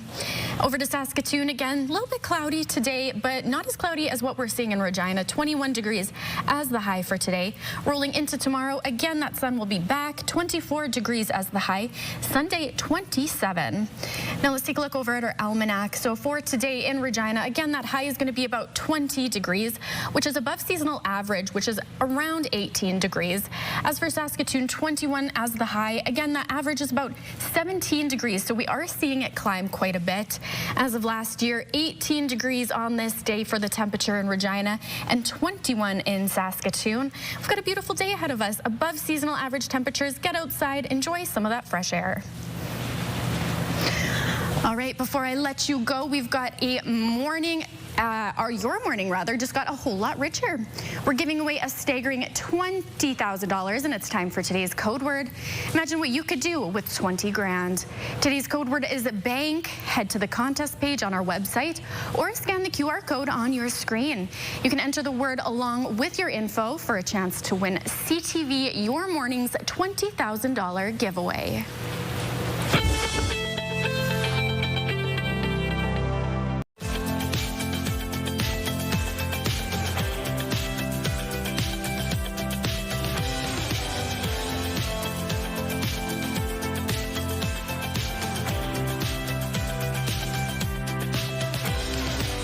Pads get things underway tonight in Swift Current. The 2025-26 season is already here, and the general manager of that fine organization is in studio, Dale Durkach. Thank you so much for being here. How excited are you to get this going? Yeah, it's about time. It's been a long month. A lot of hard work by everyone, the staff, the players, and it's about time we get going here. How about some of these young kids? You've had a really intense training camp, but you got a lot of young talent. Yeah, we're lucky. You know, obviously we have those two young guys that are going to play 34 games with us, Schultz and Pugh, but then, you know, our whole team, you know, we had 19 returning players, and they've come back ready to go, and they have earned a shot to, you know, make amends for the last couple of years. Pretty tough, you know, for them and the coaching staff, and I think we're on the right path. The guys are working very hard. Cannot ask you about acquiring your son. This is a conversation that dates back to last year. I heard that there were conversations to bring him back into the fold here. He's got a lot of familiarity with Maddox Schultz. He's a great player, but did you face any heat for that decision? Not really. I'm sure there's some out there. It was actually brought to me by the coaching staff. Brad Haroff and our coaches wondered why we wouldn't look at trading and bringing in Dace, and I was a little apprehensive. Dace wanted to do things on his own, but after a little bit of talks and that, he, you know, he cares about the Pats, and that's what we need here. We need players that put team first, and with team first, all individual success will come. Is that a pretty fun conversation, an emotional conversation, though? Because you get to make that call and say you're coming home? Yeah, it was tough, but I really left it up to him. It was his decision if he didn't want to come. Curtis Hunt with the Raiders already had a deal that he would be going somewhere else in the league, and that was his choice. And I'm not his dad here now. I'm just the GM, and he's a player. How about your goaltending situation? I think you have 5 or 6 in camp still. No, we only have 3. You're down to 3 we now? whittled it down. Okay. We actually have a little bit of a injury bug a bit with one of our goalies has a hand injury. He could play, but a little insurance. We brought in Merritt Schlenker, whose dad actually played for the Pats back in the day. We brought him in here just so we make sure that even during practice we have 2 goalies for the guys to shoot on, and that's no fun if someone has to leave with a little bit of an injury. But things are fine. We'll move ahead. How much excitement is built for this home opener? Yeah. Well, this one here, and I mean, we're on the road. It's kind of a quirky schedule. Normally you play home and home with someone. We're on the road in Swift tonight and then on to Medicine Hat the next day. And I think that'll be interesting for our team. They should watch the raising of a banner. Yep. That's what we want to do. Yep. And then we're back home against PA, which, wow, really a roller coaster here next Friday. But we get to see the 2 young guns in that contest? Plan is they're in the lineup right now. You got to like that. Yes, we do, and it should be exciting. Who's going to surprise us? We talk about Schultz, we talk about Pugh, we talk about Durkach. Who's going to surprise us here? I think big surprise here. We got a young 16-year-old player, Paul, in the lineup. I think people will enjoy the way he plays. He's 6'3", 180 pounds already, plays a real physical style. He'll be exciting. And I think overall, guys like a Keats Fawcett has come back and looking great in preseason. So I think a couple guys like that, people are going to be excited to see the training and what's gone into the offseason with some of our players. I think people are excited to see Dale Durkach lead this Regina Pats team into the next decade here. Thank you so much for doing this. Thanks so much, Daryl. Anytime. 7 o'clock tonight in Swift Current. You can see it all for free on Victory Plus. Then they're back home next Friday. Get your tickets now. Here's what's happening in our community. A medical fundraiser dinner and silent auction happening Thursday, September 25th at 6:30 p.m. at the Serbian Club, 2775 Avonhurst Drive, 306-541-4465. If you're in Weyburn, check out the Weyburn Concert Series Thursday, September 25th at 6:30 p.m. 633 King Street, Weyburn Cugnet Center. If you'd like your event shown here, email us, reginacommunity@bellmedia.ca.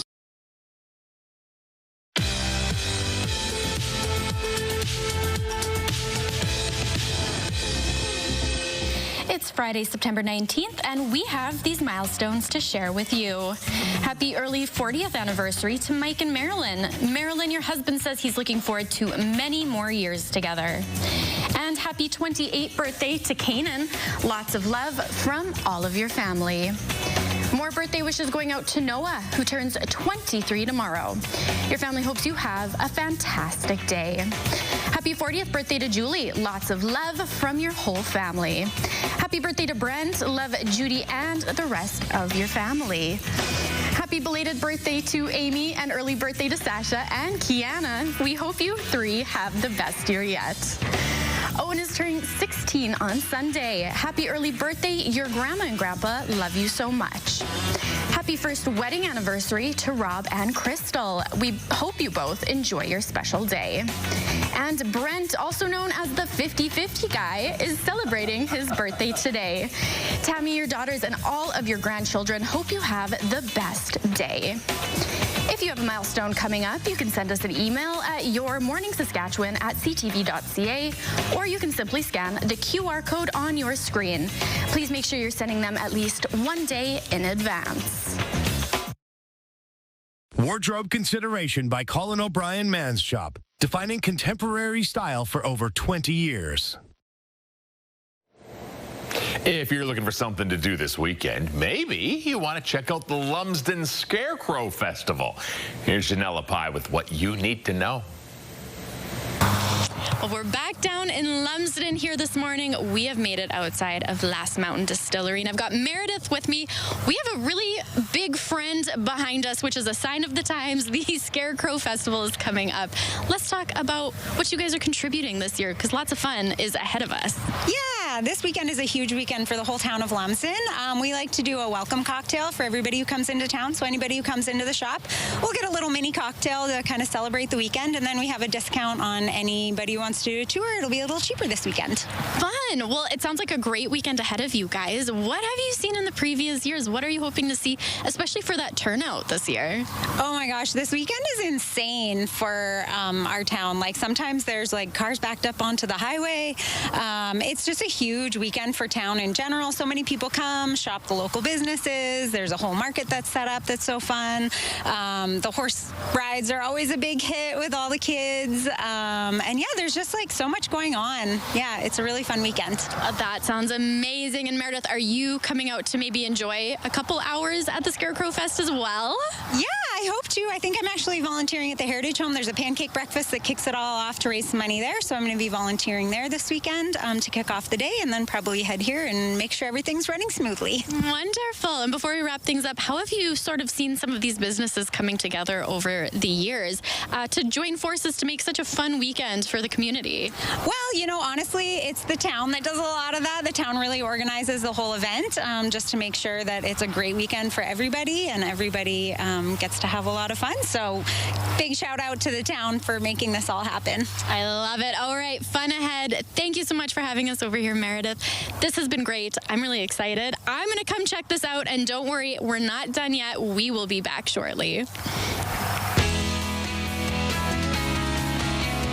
Favorite hockey player? I'm going to guess it's Ovechkin, but if you had a number 2, who would it be? Oh, my goodness. That is a tough choice. I'm going to go with Holtby. Okay. Capitals' old goaltender. That was the one that popped into my mind right away. I always have a soft spot for the pests out there, too, which I don't know what it is. I love when they just get into the other team's mind. I got some preseason action going on this weekend, too, for NHL. Cannot wait for it. Also, we got your Country Minute coming up here after 8 o'clock. We're going to tease a little brand new stuff from Hardy. Honestly, if you're a dog person, this song's going to hit a little different. It's called Dog Years. He's had it for about 10 years already. Just been waiting for the perfect time to release it. And it's all about his old dog, Nugget, which is kind of adorable. Plus, remember, 10 o'clock this morning, that is when tickets go on sale for both Old Dominion and the Hunter Brothers. Gotta love that. Chase, have a great weekend. Thanks, Daryl. You too. We'll see you on Monday.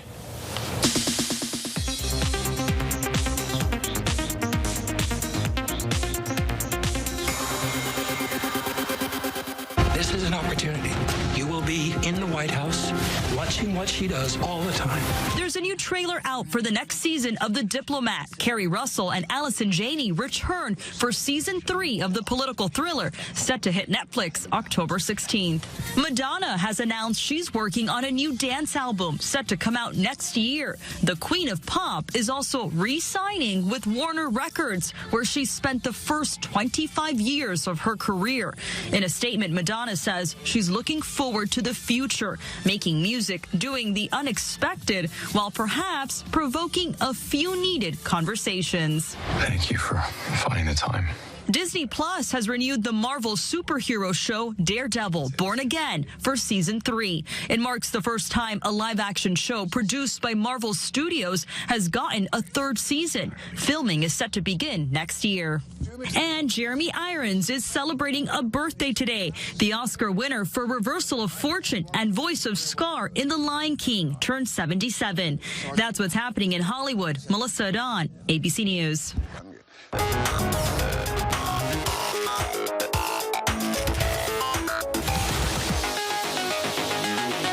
Since you kind of got that 30s gangster vibe going to you today, I'm afraid of it. I'm going to let you go first.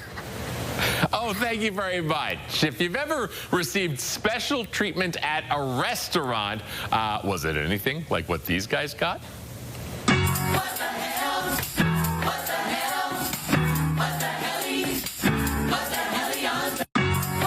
Okay. Yeah, I guess the restaurant ran out of glasses, right? These are just measuring cups. Been there. You know, people maybe said the same thing when mason jars first became a thing. Maybe this is the new trend. Sometimes a Saturday calls for a measuring cup. It's all good. That's fine. Reminds me of my university apartment living. Which was probably last year.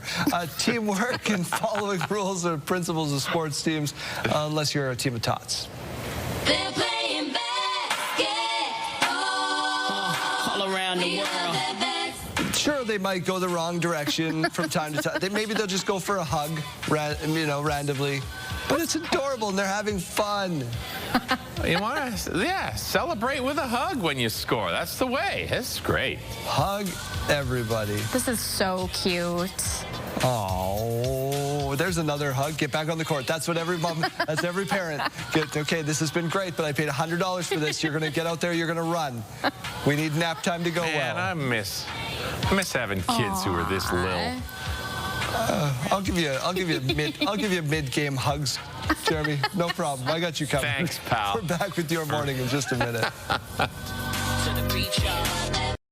Daryl, I have one other. It's Friday, September 19th. That bigger deal that's in the interest not just of the United States, but in the interest of the Canadian people is not on the table. But it's still possible. Canada and Mexico sign a deal to strengthen economic ties. It's not fair to be ill and not be able to get the help that you need.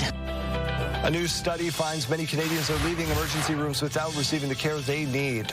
And we say to the players every day, we want to lay that brick properly. And a busy night in hockey. The SJHL and WHL seasons both set to begin. Stay with us, Saskatchewan. Your morning starts right now.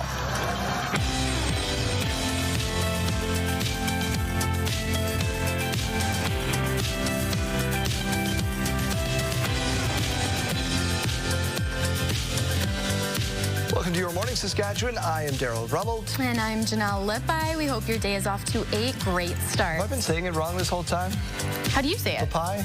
Lippi? Lippi? Is that not the same? I don't know. I think we're saying it I got the an same. email from a viewer one time that said I said your name wrong. I think you're right. It's okay. That's how you say it, and that's all good. Thank you so much for being with us. Let's get to your news headlines. See if I can get this part of my job right. Canada and Mexico signed a pact to deepen economic and strengthen ties when it comes to the challenging round of negotiations ahead with the United States revising the North American trade deal. We will scale up our engagement in foreign affairs, in trade and investment, in agriculture, natural resources, in energy, finance, health, the environment, and public safety and security. Billed as a comprehensive strategic partnership, it includes a plan to build infrastructure like ports, rail, and energy corridors. The two countries will work closely together on tackling organized crime and protecting the environment. Carney and Mexican President Claudia Sheinbaum emphasized the new pact will complement the Canada-U.S.-Mexico trade agreement. Carney wraps up his trip this morning with a visit to a train yard operated by CPKC. A new survey from Angus Reid suggests Canadians are in favor of cutting tariffs on Chinese EVs if it means securing Canada's canola industry. Sierra D'Souza Butts reports. Given the economic impact China's tariffs have had on Canada's canola market so far, Canadians are leaning towards making an international deal. A lot of Canadians are looking at it and saying, even if potentially this could upset the U.S., that we want to look and potentially protect our own farmers first. A recent survey by the Angus Reid Institute suggests the majority of Canadians are in favor of dropping Chinese electric vehicle tariffs if it means helping to secure the canola industry. Based on the 340 people surveyed in Saskatchewan, that percentage rises to 68%. The survey question was part of a larger review examining several international trade issues. But generally, yeah, what we've seen is that Canadians do typically have a pretty unfavorable view of China, but I think there's also a lot of concern about the economic effects of standing up to China, and that this is potentially one of those cases where it's like, okay, well, maybe the economic effects of putting these tariffs in place are not necessarily worth it. Annual canola exports are worth billions of dollars for the prairie provinces, Saskatchewan producing more than half of Canada's canola crops. Saskatchewan's government and opposition have also expressed a desire to drop the EV tariffs if it brings relief for canola. This is a call we've been making from day one here, that the province and the feds need to be working in tandem to end those tariffs that producers are paying. The government of Saskatchewan says Premier Scott Moe's trade mission to China earlier this month was a step towards a potential solution, responding to the survey in a statement saying the government of Saskatchewan is pleased majority of Canadians want to see Chinese tariffs on Canadian canola dropped, which is why Moe and industry leaders have encouraged Prime Minister Mark Carney to build on his work and engage directly with the Chinese government. Sierra D'Souza Butts, CTV News, Regina. Thank you, Sierra. The weekly crop report is out, showing rainfall did slow some operations this week slightly, but overall, more than half the crop is in the bin. That's still behind the average, but it's still good news. Warm weather coming this weekend. Harvest of field peas and lentil crops expected to wrap up this week. Canola harvest is ramping up as well. City of Saskatoon expanding funding for the city's homeless population. Jeremy Dodge is in that city. Jeremy, the latest. Thank you, Daryl. Yeah, there's an extra $3 million in annual funding that will go to help drop-in homeless services open every day of the year. Ministry of Social Services will work with the city to find out exactly where the money is needed most and ensure it is in place before winter sets in. Getting supports year-round instead of stringing together agreements over the harshest winter months has been a priority of Mayor Cynthia Block, and the province says predictable funding will help keep the most vulnerable people safe when they need it most. A safe place to be 365 days a year. That is an enormous and vital step forward for our community. So that we don't have a drop-in center closing and then 3 weeks, where do these individuals go? So we're going to be having those conversations in terms of making sure that there's a seamless transition in there. Block says year-round drop-in centers will save enormous amounts of time and energy the city spends on homelessness. The lawyers for a former Saskatoon police officer who's appealing his dismissal are alleging an abuse of process and want him reinstated immediately. Sergeant Robbie Taylor was fired in March over his friendship with a person linked to the Hells Angels. At a hearing to appeal Taylor's dismissal, Saskatoon Police Chief testified about a 2023 incident when Taylor tried to stop another officer from giving the associate a traffic ticket. A report about the incident was sent to then Chief Troy Cooper, who chose not to pursue discipline of further investigation. Taylor's lawyers say they were not informed of that decision and call it suspicious that no memo was provided. The police services lawyer said it's common for there to be no formal documentation when no action is taken, and that this does not unfairly impact the hearing. The independent hearing officer says it is unclear when a decision on the application will be made. All right, Daryl, ground broke Thursday on Regia's newest residential neighborhood. Yeah, it's called Coopertown. It's going to be built on 3 sections of farmland at 9th Avenue North and Courtney Street. It is expected to be home to about 36,000 residents and constructed over the next 3 decades. I had absolutely nothing to do with it. I think our team, when they were dealing with the city, came up with the name and told me about it later. It's already been 15 years since they did that, so I think we just all are used to it. The company estimates that prices will start at just under $400,000 for a townhouse.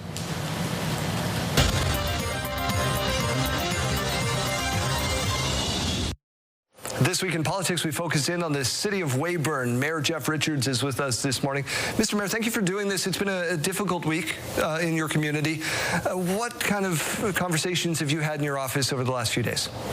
Yeah, thanks, and thanks for having us on to discuss this. Yeah, you're absolutely right. It's been a very difficult week in the city of Weyburn, and the conversations that we're having are shock, dismay, folks hoping to get answers, and just conversations with local authorities to say, let's all be calm and make good decisions right now. We're showing video of the RCMP who did assist, but it was Weyburn Police that were first on the scene. Obviously, the hard work and the stress that these people are under every day, your office must be sending out big congratulations to them for their hard work every day. Yeah, we sure do, and you're right, the RCMP investigation, but local EMS and the Weyburn Police Service were the first on scene. We don't have to talk about what that evening was like for them, an incredibly difficult situation, and we are very grateful for their hard work, also their professionalism and their care and the support that they provide to our community. Yeah, very grateful. Is your community safe? Do you feel like your community is safe?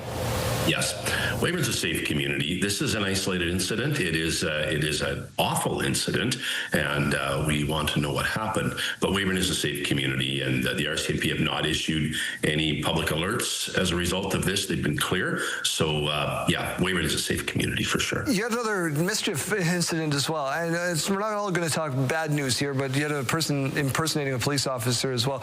Your message to young people out there who may be thinking about doing these kind of antics? Yeah, thanks for asking asking that because we want to get that message out that although what might seem like kind of a funny, harmless prank, sometimes it can go the wrong way, and it almost did. And we don't want that. And take law enforcement seriously because it is serious times. Our world is not the world that it was many, many years ago. And we have to be careful. And we don't want something taken lightly because that is a very serious thing to do. And please don't do that if you're thinking about it. Mayor Richards, you've poured millions of dollars into road construction infrastructure projects. How's the community looking right now? It's a bit of mayhem, to be honest, because those of us that are, live in a city the size of Weyburn, we can get pretty programmed. And I'm like I've said many times, I'm pretty certain my truck can drive itself to work without me, although I would never let it do that. It's a lot going on. We've got, a couple of entries into the city torn apart. We've got some of the downtown core torn apart, and there's still more to come. So it is lots. You're exactly right. But I think, we heard loud and clear from the electorate and from our residents and our friends and our neighbors who aren't bashful about telling me what they think about things, which I'm grateful for. They've said, look, you got to get this cleaned up, and we're working hard to clean it up. Am I mistaken, or are more people moving to town than ever before? Yes, you are not mistaken. Our population continues to grow. Obviously, census numbers are a little bit slow flowing in and out, but when we use other sources, we see ourselves crested 11,000, working towards 12,000 people. Lots of new Canadians moving in, which makes our community more vibrant. So, yeah, you bet. How about your Weyburn Red Wings so close last year? Is this the year?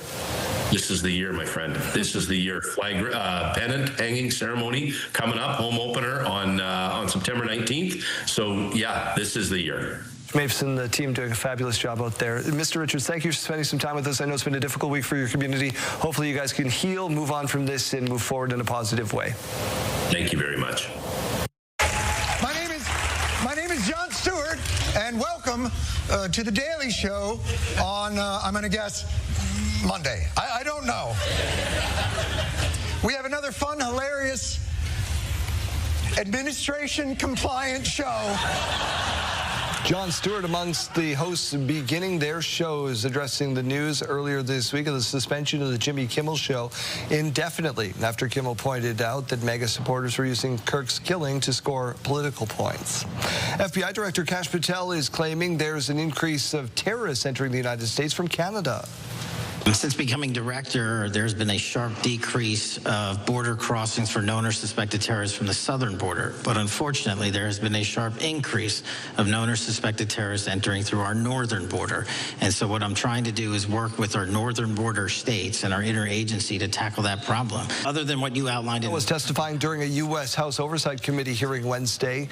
When asked about the risk of terrorism at the border, CTV News has reached out to the FBI to confirm Patel's comments. In an email statement, the FBI tells us that it has nothing to do with the director's congressional testimony.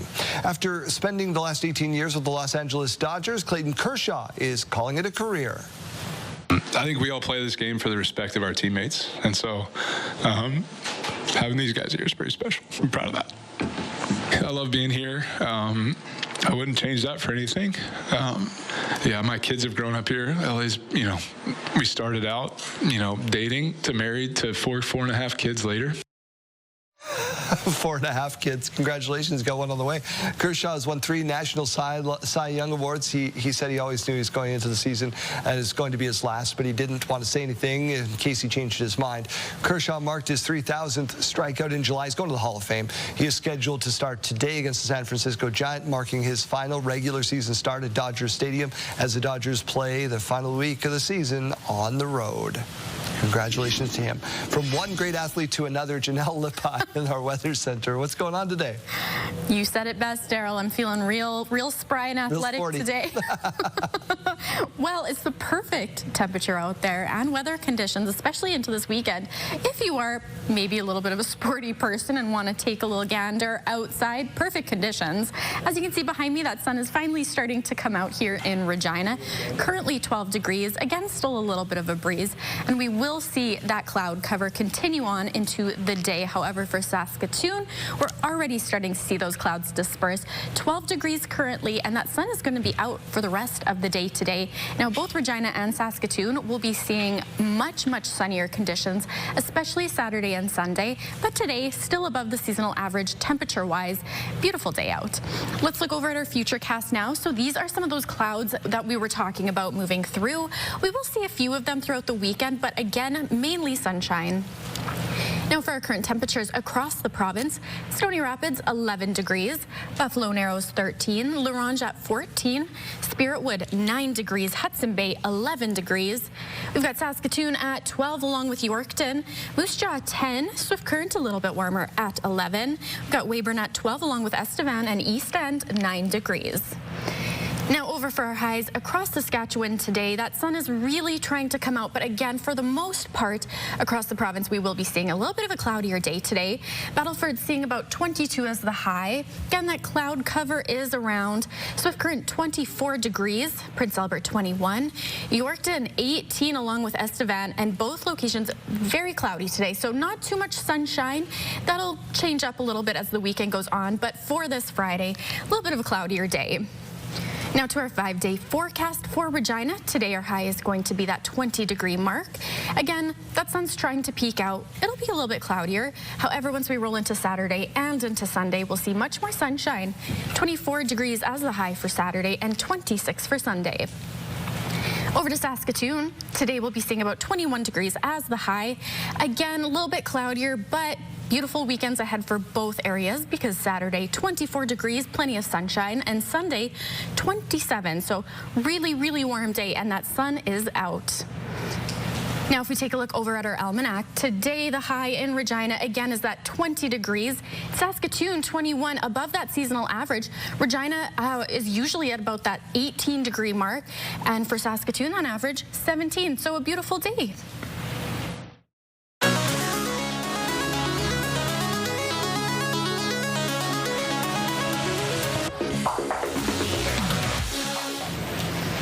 Well, in case you missed it this morning, an Italian driver is now the holder of a unique world record. Check this out.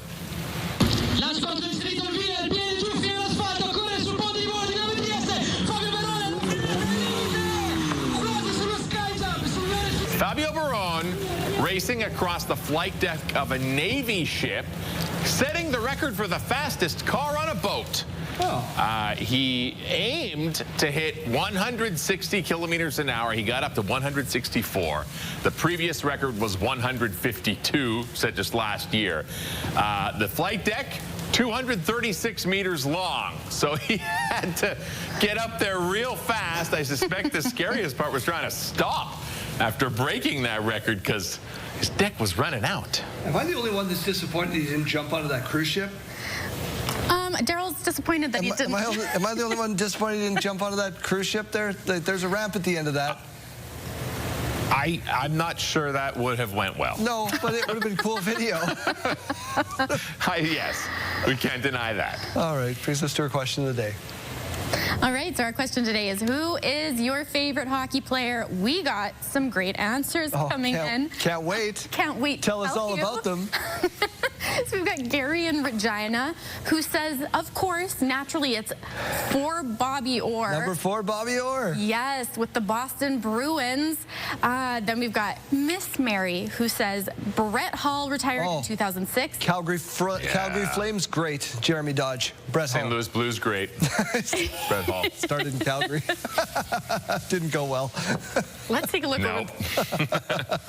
Bobby Orr's a popular one today, isn't it? Yeah, it's almost like he's a big deal. Oh, sure. I'm going to have to Google him after this.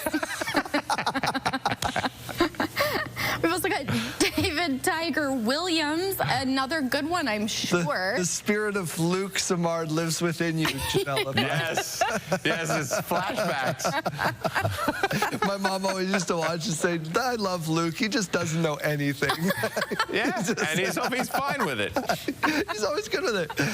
Not only that, Let's do one more with Julius here saying, being a Leafs fan, of course, it's going to be Marchand, which again, I'm sure that's a great choice. You pointed out that Connor McDavid was who? What did you call him? I did jokingly say Connor McMuffin. I could go for a Connor McMuffin this morning. I'm hungry. Thank you for participating. We're back tomorrow. Spot.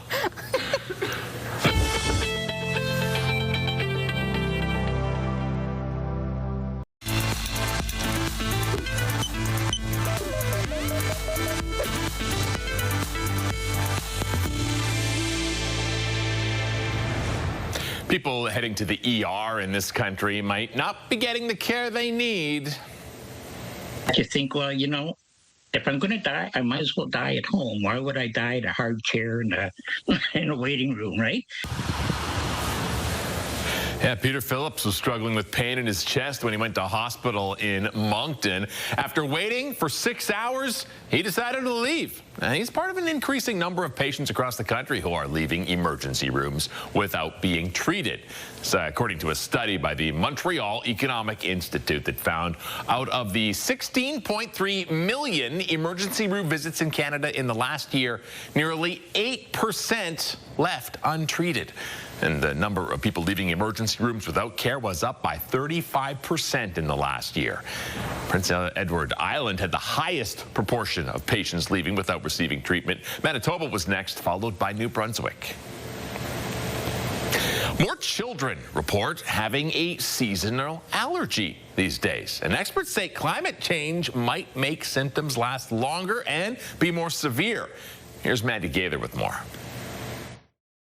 If you think seasonal allergies only bloom in spring, think again. As the leaves change color, those allergens pollinate and continue to be in the air until the first hard frost. Fall allergens are still just as intense and can elicit all of the same symptoms. Dr. Jessica Huey with National Jewish Health says those symptoms can include nasal congestion, runny nose, and itchy, watery eyes. Huey says this season can be one of the toughest times to get those symptoms under control. Finally, the weather's cooler, so you're going outside, you're doing yard work, you're keeping your windows open in your home. Well, all of these are exposing you to pollens. To help stop that exposure, Huey says to change clothes after being outdoors, shower to get pollen off your skin and out of your hair, keep windows shut as much as possible, especially bedroom windows. Avoid going outside in peak pollen times from late morning to mid-afternoon. Clean the vents in your home and change air filters. These are all things that not only are great for your home, but can get rid of the different allergens that have kind of accumulated there throughout the year. And if you're already feeling those fall allergy symptoms, Huey says over-the-counter and prescription nasal sprays can help, as can oral medications like antihistamines. Just know you have a toolbox and you have strategies to really try to limit the amount of pollen exposures that you have. For Health Minute, I'm Mandy Gaither. Health Report brought to you in part by Saskatchewan Blue Cross, protecting your health since 1946. Western Hockey League season gets underway tonight. We talked to the Regina Pats earlier on CTV Regina and Yorkton. Now it's time to focus in on the Swift Current Broncos. Here's a very excited Jacob Carr. This year, there was roster turnover aplenty for the Swift Current Broncos. The team lost its top 5 point scorers from a season ago. Bit of a younger team this year compared to last year, but we're going to be competitive. Our young guys, they're compete, and competitiveness is right there with us older guys, which is good to see. That's not the only change from last season. The Broncos hired Dean De Silva away from the Everett Silvertips to be the team's head coach. This will be De Silva's first head coaching gig in the WHL, and he knows that instilling his own philosophies and coaching style into the team will take time. We say to the players every day, we want to lay that brick properly. We want to make sure it's square, it's level, it's good. Then the next day, we'll lay another brick on top of it so that, you know, come the end of the year, we've built that house. And that's what we're trying to do, just each day at a time. With a lot of new faces in the Swift Current lineup, De Silva says he will be leaning heavily on players like Wilkie in his first year behind the bench for the Broncos. They're an extension of the coaching staff. And I said, I'm going to be holding the veteran players to a higher level of accountability. And the young rookie beside them may have made a mistake, but I'm going to point that similar mistake out to a veteran. The players on the team are itching to get the season started Friday night at home. Wilkie says the atmosphere that the fans bring to the Innovation Plex is second to none. Last year when we were selling out, especially in the playoffs there against Medicine Hat, it was when we scored, it was so loud you almost couldn't hear whistles. And again, like you said, fans are real passionate here, and our team kind of drives the city. The Broncos begin the season with an all-Saskatchewan matchup versus the Regina Pats. Jacob Carr, CTV News, Regina.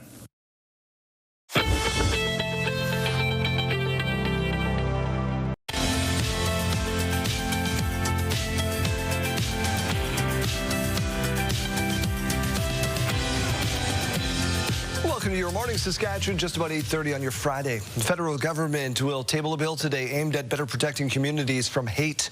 That bill is expected to make it a crime to intentionally block places of worship, schools, and other cultural places. Ottawa is also expected to make it illegal to use certain symbols to promote hate that are symbols linked to recognized terror groups. Ottawa and the provinces will be picking sides in the Supreme Court challenge on Quebec's secularism law. We are arguing that even though the notwithstanding clause of the Canadian Constitution is being used, that courts across Canada should still be able to review laws like Quebec's Bill 21. Manitoba has filed its intervention in the landmark case, so has Ottawa. They're arguing courts should be able to rule whether laws violate the Charter, even though they're being shielded by the notwithstanding clause.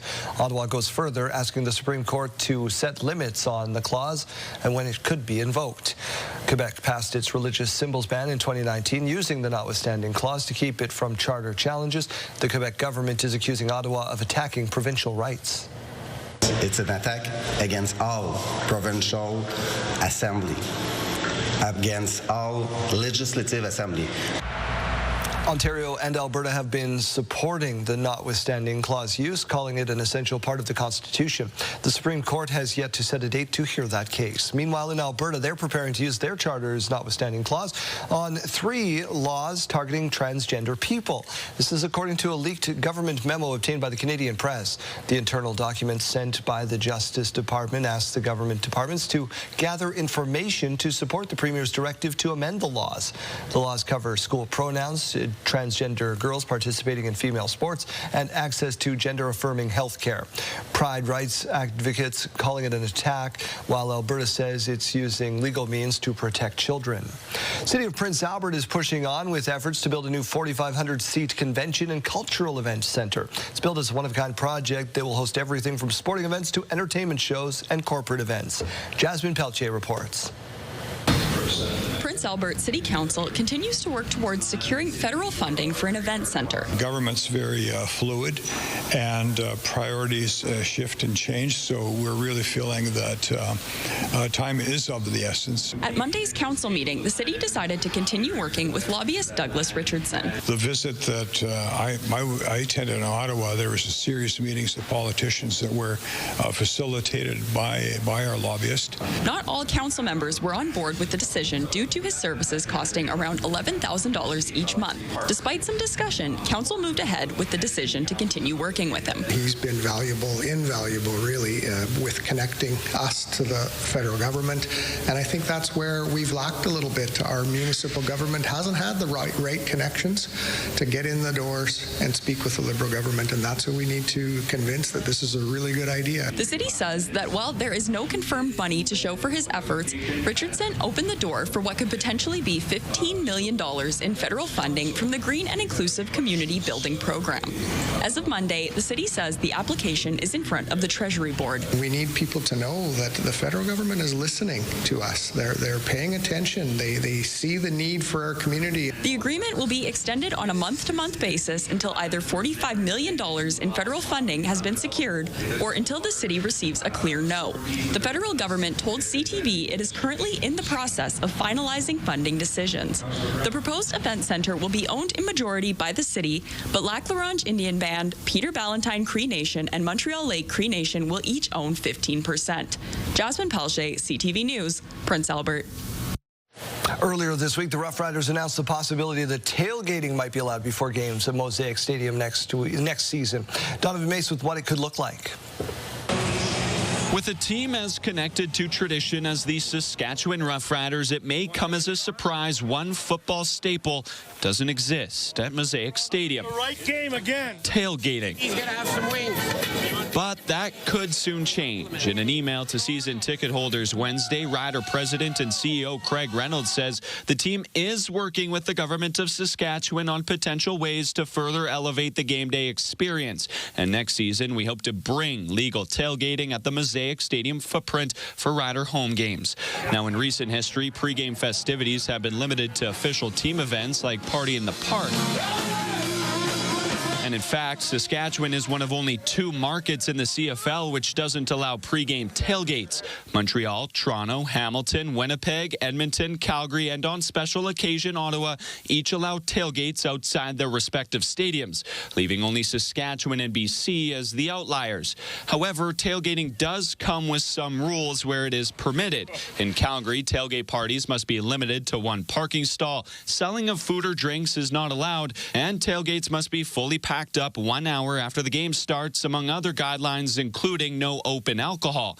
Now, in order for the Riders to change their policy, some frameworks would have to change. Saskatchewan Liquor and Gaming says a number of considerations would need to be developed, including ensuring public safety, which is a top priority. And any potential framework would require support from and close collaboration with the City of Regina for these events. Bylaw or legally wise, I'm not sure. We'd have to look into that and kind of figure that out. And I'm sure that'd be part of the engagement when we work with them on that. Now, the Riders say tailgate discussions and planning remain in the very early stages and are grilling up updates for the coming months. Donovan May, CTV News, Regina. Thank you, Donovan. Police in Ontario are releasing some dramatic video of a car traveling the wrong way down a busy highway. Stop what you're doing. Look at your screen. There it is. This is a stretch of the 401 in Milton. So far from here, but still dangerous. Dashcam video shows it narrowly missing an oncoming vehicle. Crashed into a light pole after that. 21-year-old driver allegedly ran, was arrested in Mississauga, facing a number of charges now. Time for your weather forecast, but before that, of course, we've got a brand new look, and we got a lot of money to give away. Your morning is about to get a whole lot richer, Janelle. Why? That's right, because we are giving away a staggering $20,000, and it's time for today's code word.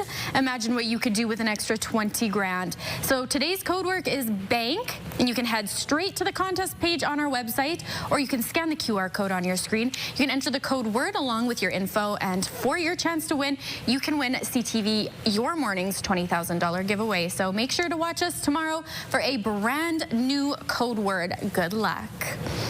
All right, well, now we're still in luck because we have beautiful weather ahead of us today and into the weekend. So let's take a look over at Regina now. That sun is starting to come out. Still a little bit cloudy. We aren't seeing too much of a change in that aspect. However, we are at 12 degrees now, so we are starting to see things warm up, and that's going to continue to climb as the day goes on. Now over to Saskatoon, 12 degrees and much sunnier. A little bit of a breeze moving through the air, but we are seeing more blue sky in Saskatoon than we are currently in Regina. Now for a future cast, this is exactly where you can see those clouds moving through the province. As you can tell, not much for precipitation, little bit of cloud movement as the weekend goes on, but for the most part, we're going to be seeing plenty of sun. For current temperatures across Saskatchewan, Stony Rapids 11 degrees, Buffalo Narrows 13, Spiritwood 9, along with Nipawin, Melfort 11 along with Hudson Bay, Battleford's 11 as well, Kindersley 9 degrees along with East End, Moose Jaw 10 degrees in Yorkton 12. Now for our highs today, again, that sun is really trying to come out, but for this Friday, we will be seeing more cloud cover than sunshine. So Battleford's today will be seeing about 22 degrees as the high. Prince Albert and Saskatoon 21, Yorkton and Estevan 18 degrees and cloudy. So not a ton of sunshine in both of those areas for today. We've got Moose Jaw again 23, Weyburn 19. Now over to our 3-day forecast for Regina today, 20 degrees as our high. Little bit of sunshine trying to peek out, but we do have mainly cloud cover for today. Don't worry though, the weekend's going to be beautiful. Beautiful sunshine heading our way for both Saturday and Sunday. Saturday a high of 24 degrees and Sunday 26. Now over to Saskatoon, more sunshine today. than what we're seeing currently in Regina. So 21 degrees as the high. Again, tomorrow and Sunday, the same beautiful sunshine coming back. 24 degrees on Saturday, 27 on Sunday. Now over to our almanac. Today, again, that high 20 degrees for Regina, 21 for Saskatoon. Now, the average for both of these, this time last year, about 18 degrees in Regina, 21 in Saskatoon. We are above seasonal at the moment. We do have a beautiful weekend ahead of us as well, so warm temperature all around.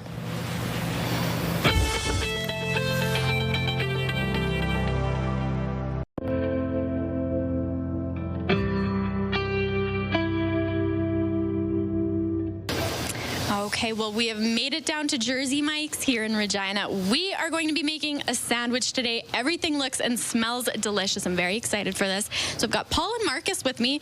Walk us through this a little bit. Yeah, so what we're going to make is our number 13 original Italian today. So we have our 5 premium meats, and then we have our provolone cheese. So it starts off with our ham, and then our Prizantine, then our Capicolo, salami, and then we finish it off with pepperoni. So we're going to do that today with Marcus. All right, let's get started. So 8 to 10 slices. It's about taste, not texture with our onions. All right. So we're just going to span those out coast to coast, we say. Let's do a little bit Look here at and there. that. Get a little, try to get a little generous. Is that okay? That's perfect. Sounds good. Okay, now some lettuce. We're going to do 5 golf ball size all the way across. Okay. Golf ball. I feel like I got to put a little bit more. You said golf ball. A little bit more on there. That should be cool. Look at that, it's perfect. Maybe a little bit right here in this spot. That's okay. Look at that. 5 tomatoes, beautiful red ripe tomatoes on there. 1. Oh. Where did we start? Right. There we go. Excellent. Okay, so I'm gonna start off with the juice. So that's the red wine vinegar, and then we're going to switch over to the olive oil. So I'm going to do this one here, and then I'm going to get you to do this one. So 2 rows. 1. Look at that, eh? Well, that's a lot, eh? Then we're going to do some olive oil. Maybe a little on the side. Okay. It's all about the technique. It's all about the technique and just laying it. Have fun with the guest. A little bit of oregano, and then we're going to finish it off with some salt. It's all up to you. All right, you're on the juice. Which one's first? This one? Red wine vinegar. So the first one. This is that one. All right. Do that one. Yeah. You said the olive oil. Look at that, Marcus.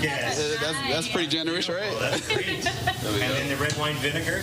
Sounds good. There we go. Oh, look at those tomatoes. He said on the side a little. That should be good. That's beautiful. Okay, now some oregano. You gave it a little sprinkle like salt, babe. Do that. That should be look good. at all that flavor. And then this one? Yeah, salt. A little generous. Excellent. Okay, so what we're going to do now, Marcus, we're going to throw the lid on. Okay. We're going to grab it over here, and we're going to slide over. And that's it. That's our Italian. Want to try one? You want to do it? All right, let's do it, buddy.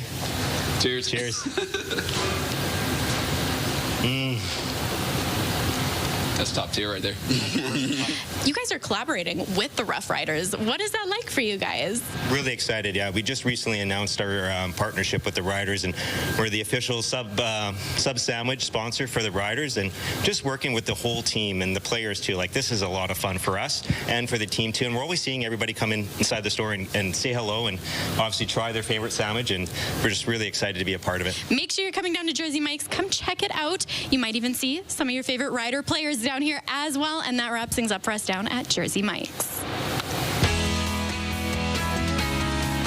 It's Chase from Pure Country Mornings back once again to count down this week's top 5. Following another spot, Thomas Rhett starts us off after all the bars have closed. After all the bars are closed. Jordan Davis moving up 1 to a number 4, Bar None. Was number 1 last week. This week, number 3 belongs to Bailey Zimmerman and Luke Combs' Backup Plan.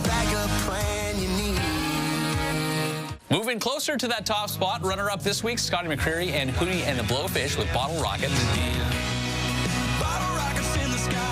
And he spent 1 week out of the top spot and returns to take the title, take the throne. Russell Dickerson, Happen to Me, is this week's top song. Thanks for counting down this week's top 5 with us. You can catch all of these with the brand new, up-to-date, upgraded, looking sharp, free iHeartRadio app. You can find us there, Pure Country 92.7.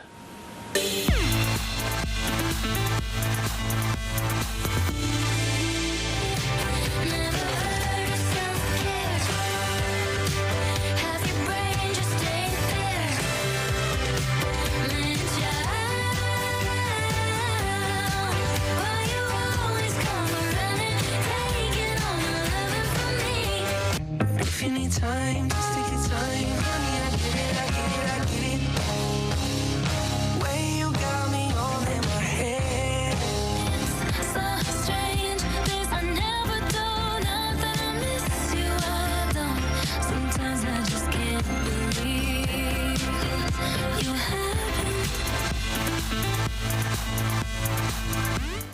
Well, if you're still making weekend plans, the town of Lumsden is hoping you will consider their annual Scarecrow Festival.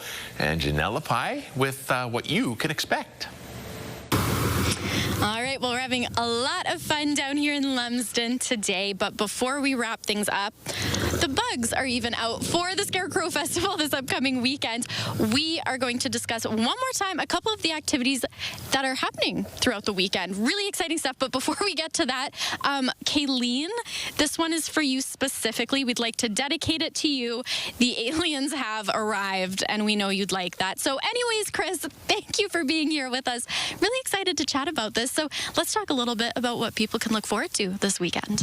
Okay, it's our 10th anniversary of the Scarecrow Festival, and it's really grown. It's now a regional event, and it starts out with a pancake breakfast at the Heritage Home, and then things move downtown. We have the whole street blocked off with about 80 vendors, and it attracts a few thousand people. We have horse wagon rides.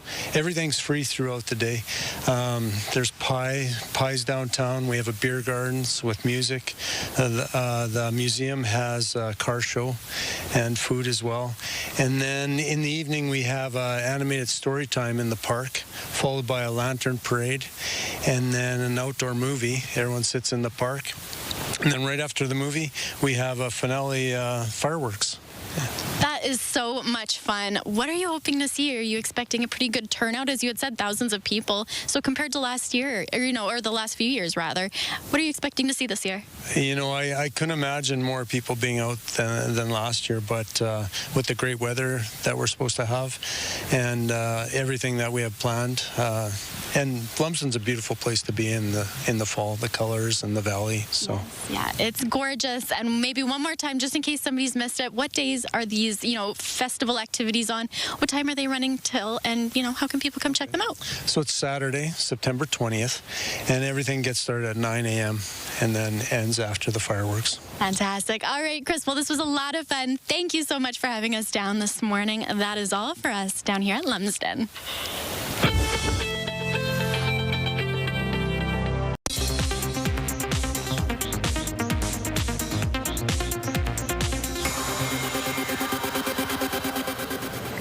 Ticketmaster and Live Nation are accused of letting scalpers buy up tickets to illegally resell at higher prices. Here's Andrea Fucci.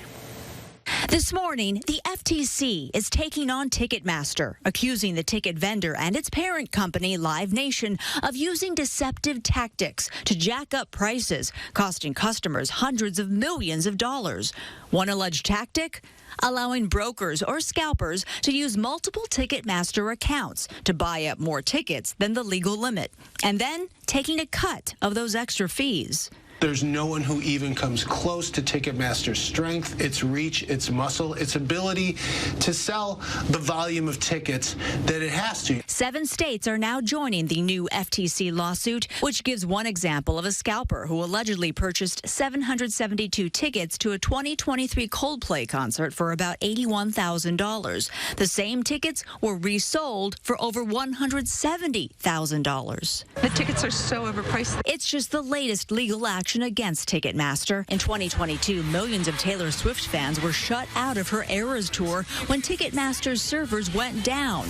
Ticketmaster denied wrongdoing, but lawsuits and a congressional hearing followed. This is all a definition of monopoly. If you care about the consumer, cap the price. We apologize to the fans. We apologize to Ms. Swift. We need to do better. Live Nation has not yet responded to this new lawsuit, but has insisted it does not set or control ticket prices outside of its service fees.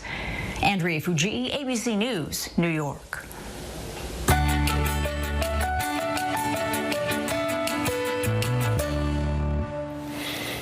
A small Quebec town has won big, and now 14 people are sharing a $50 million prize. CTV's Geneviève Boschman traveled to meet the big winners. Bonne-Espérance is a postcard pretty small fishing village that hit the jackpot. And marking a first in its history, Loto-Quebec chartered a small plane and invited journalists, big checks in hand. Just about all of the village's 500 souls gathered to celebrate the $50 million win. Not in a million years. A moment, as the mayor said, that will mark the history of Bonne-Espérance.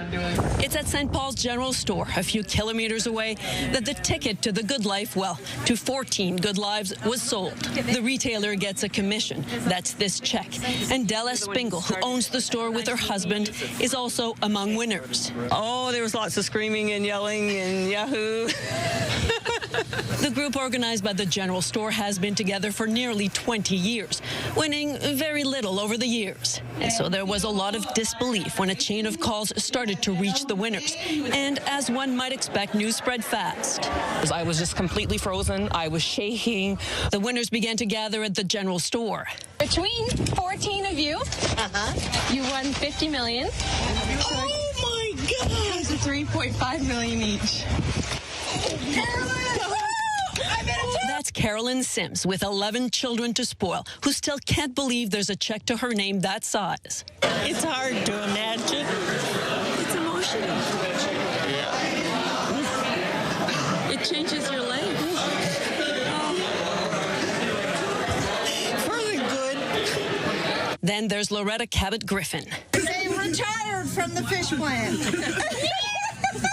4 winners live on the same street. They've now dubbed it Millionaires Row.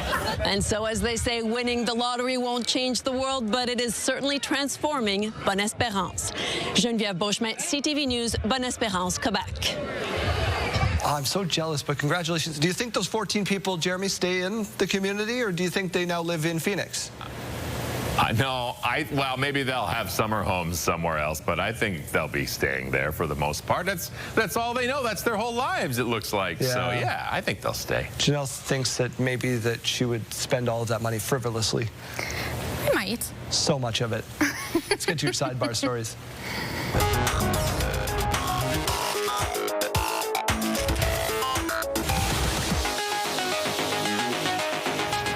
Spending the day at Alta Lake near Whistler were treated to this sight.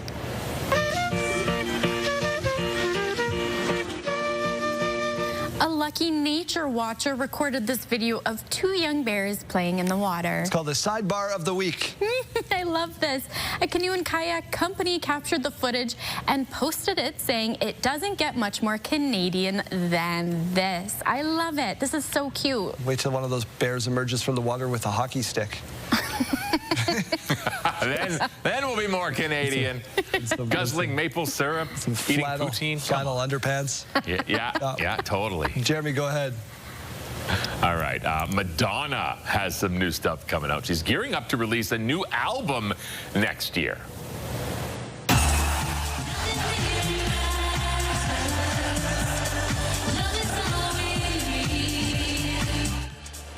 Madonna is 67 years old and says she's going back to her former label, Warner Records. She's going to kick off the partnership with new dance music coming out next year. She hasn't done a record in 7 years. She hasn't said exactly when it'll come out, but still the best-selling female artist of all time. Yeah, Madonna, you got to see her. Queen of pop. Oh, my goodness. You're not kidding. Wow. Yeah. We made it. 1 full week of Your Morning Saskatchewan. We hope you've enjoyed the changes. We certainly have. Massive upgrade to everything that we're doing around here and fun new segments to go with it. So thank you so much for being along for the ride for week number 1. Week 2 starts on Monday when we talk to the health minister. Here's a look at some of the fine folk that make this show possible. And, oh, what is that? He's back on top. It's Director Corey again.